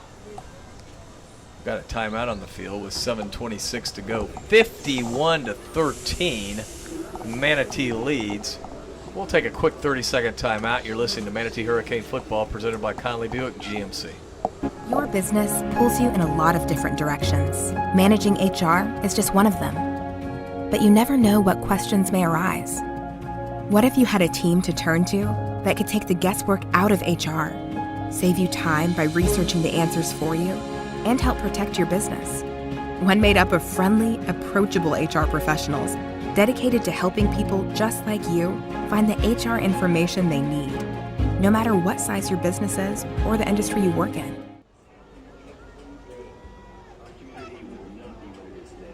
With Eddie Mulock, Danny Carter, Jim Nelson, this is Dave Bristow. We'll be at Buffalo Wild Wings Wednesday night. I invite everyone to come out or tune in. We'll talk Hurricane football. We'll talk about this game and preview the big Riverview matchup a week from tonight. I enjoy watching the playback for these games. You know, it's so clear on the big screens there. I love that. Wyatt Beasy has gone the distance at quarterback, and it's a handoff and wrestled down for a loss back at the 15-yard line. Oh, my goodness. Outstanding defense by the Canes. Jordan Bing in there. He's had a nice game. Kind of an undersized defensive end. 5-yard loss. Bing 5'11", 180, 185. But you know, sometimes you get those guys that a little bit lighter. They got that quickness off the edge. We've seen it here before. A guy named Dawsey, right? Yes. Used to love Marquise. Danny Doyle. Wasn't real big. He's gained some weight now that he's up at Duke. Playing for the Dukies. Quarterback wants to throw, fires it down, incomplete. That is good coverage. That is excellent coverage because what Frank Waiters did, he took away the middle. Yes, he did. He actually stepped right in front of the guy immediately going for it, pass interference. Right. No pass interference. Oh. He had you sealed off. Waiters looks good tonight. He's in there playing for Betts, and that's good to get this young man some playing time. He came in last year as a sophomore and played well. This year he's a junior. He'll move into that starting role next year as Betts moves on. Got a water break on the field. We'll keep it here. Even with a running clock, we can't get this game over. Homecoming 2017 is come and gone. Now we'll head down to Riverview next week. The Riverview Rams. Did they turn things around in a hurry the last 2 years? Yes, they did. You just knew that Todd Johnson would get it done. He gets it done, and then he leaves. Gets a job offer that he can't refuse in the private sector, kind of like John Booth. And so he left, but he took he let his offensive coordinator take over. Well, the school did, Josh Smithers, and Smithers is a former head coach at Mooney, so he knows what he's doing. And they've got it rolling down there. And so does Braden River right now. It's 31-17, Braden River. Happens every year. Yep. Happens every year. Will Palmetto not make the playoffs again? Where will they squeeze in as that third team from that district, which arguably the strongest district in the state of Florida? I was going to say they're in such a bad district at Venice and Braden River that they don't have a chance, I don't think. Well, no, but it's all on the point system now. So theoretically, you can have 3 teams from one district. Here it's 3rd down and 15, 5:58 to go in the game. Canes lead 51-13, deep in their own territory. Quarterback pump fakes. Now he's rolling to the near side, looking. He'll run the ball. He'll go down at the 15-yard line. Outstanding pursuit by Brandon Dawsey. Boy, Dawsey got out there in a hurry.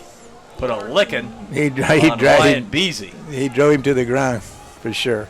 They're going to have to punt the ball here with 5:30 to go. And who do we got out there getting some snaps? Keywan Hawthorne, 6 foot, 350 pounds. Sir, he was. He ran off the field pretty good, though. Yes, he did. He was chasing that play, too. Hey, Danny, you got a Cub score? Cub score? That just popped into my mind. Punter stands back near the goal line. Schuster. Did we jump again? Oof. Armwood, 48-7. Ooh, that hurts. Yeah. Over Plant City. Plant City's quarterback got hurt, though. Sprained his ankle on Monday night. And the backup, who was Ryan Overstreet, I don't know if he started tonight or not, or if the other quarterback came back and played, the starter. A little bit of a high snap, and the punter gets it off Schuster. Manatee will let it hit. It goes out of bounds on the Manatee side of the field, about the 47, 48-yard line. Right, 47. So 48. Manatee will drive start with the clock rolling at the 48. I hope Keon takes a couple more snaps so he can get his 100 yards. I'm sure Coach Shakir is not concerned like we are about that. He's got Ryan. He's got Ryan O'Neal back out there.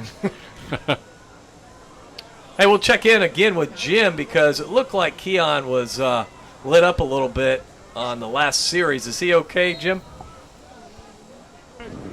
Say that again. Sorry. Yeah, it looks like Keon got shaken up a little on the last play. Let's set this play as Pollock on an end around to the 40. Pollock is run out of bounds at about the 39 for a 9-yard pickup. Keon okay? Yeah, he just got banged up a little bit, but he's okay. I'm sure he'll be back in a few minutes. He's standing down the way on the sidelines here, and he looks all right. I went and asked him how he's doing. He said, I'm good. Thanks, Jim. Hey, bottom of the 8th, Cubs up 3-0. Oh, that's not good. Golly Moses. Yankees and Cleveland are in the 13th inning, tied at 8. That's a must-win for the Yankees, don't you think? Yes. Oh, absolutely. Second down and 11. Or, I'm sorry, second down and 1 from the 39. O'Neal will give it off to Trayvon Joseph. Flag is thrown right in the middle as Joseph appeared to get the first down, but there could be a hold or maybe a face mask. Yeah, he always tosses flags so you know how to get this game over with. It should take about a minute. Yeah, that'll take a while there. Yeah, it's a hold. It's a hold. Palmetto just scored with 57 seconds left. 31-24 now. Onside kick. Yep. Get it, and Marino throws a touchdown to tie it. All you got to do is ask, Dave. You get all kinds of help. Joe Kua helping us out with some scores. Got Mike Hennessy just popped me one in on the baseball score for us there. Second down and 12. O'Neal out of the gun. He will give it off to Pollock, who runs it to about the 50-yard line. That was a little messed up in there. It'll be third down and 12. The Cubs, they played well in the second half. Gosh darn them. I'm not a big Cub fan. I don't know if you guys know that. I know you're a Cardinals guy. You never can go for them, can you? No. Yeah, it was Brian Stevens giving me a little update there on the Braden River game, too, so must be sitting at home watching. It's amazing that game's on TV and it's going to end before we end. Wow. I might get to Gainesville by 1 o'clock. Third down and 12. O'Neal sends 3 receivers to the right, 1 to the left. Ryan now sends Ironin Jackson in motion. Wants to set up a little screen to Trayvon Joseph. Joseph to the 40. Joseph is stopped at the 39-yard line, just short of the first down. Manatee will, I'm sure, go for it. Why not? There's only a minute to go in the game with a running clock. The screenplay's been very successful. Got an injured player, so they will stop the clock with 1:02 temporarily. I'd like to see another touchdown here. You're like me. I would too. Get back. Well, you got 51. That's. If you get 50 every game, I'm. I like that 69 that we scored. I like that. That was good too. 1:02 to go in our game. 51-13, Canes lead. O'Neal on a 4th down and short, 4th and 2. O'Neal takes the snap, and it's a handoff to Joseph, running to the left for the first down to the 35. Who's out leading the way? Ryan O'Neal. Yeah, I know it. Actually, at first I thought he had the ball. Down to 42 seconds. Run one more play, and that'll be it. 9-yard pickoff for Trayvon Joseph. Good to see a lot of these players getting in here.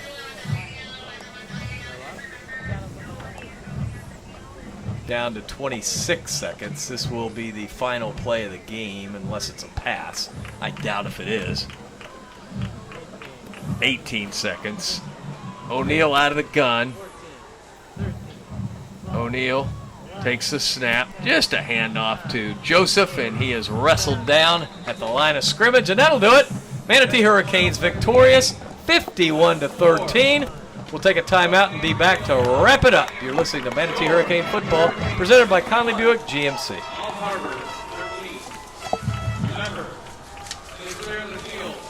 Run them all.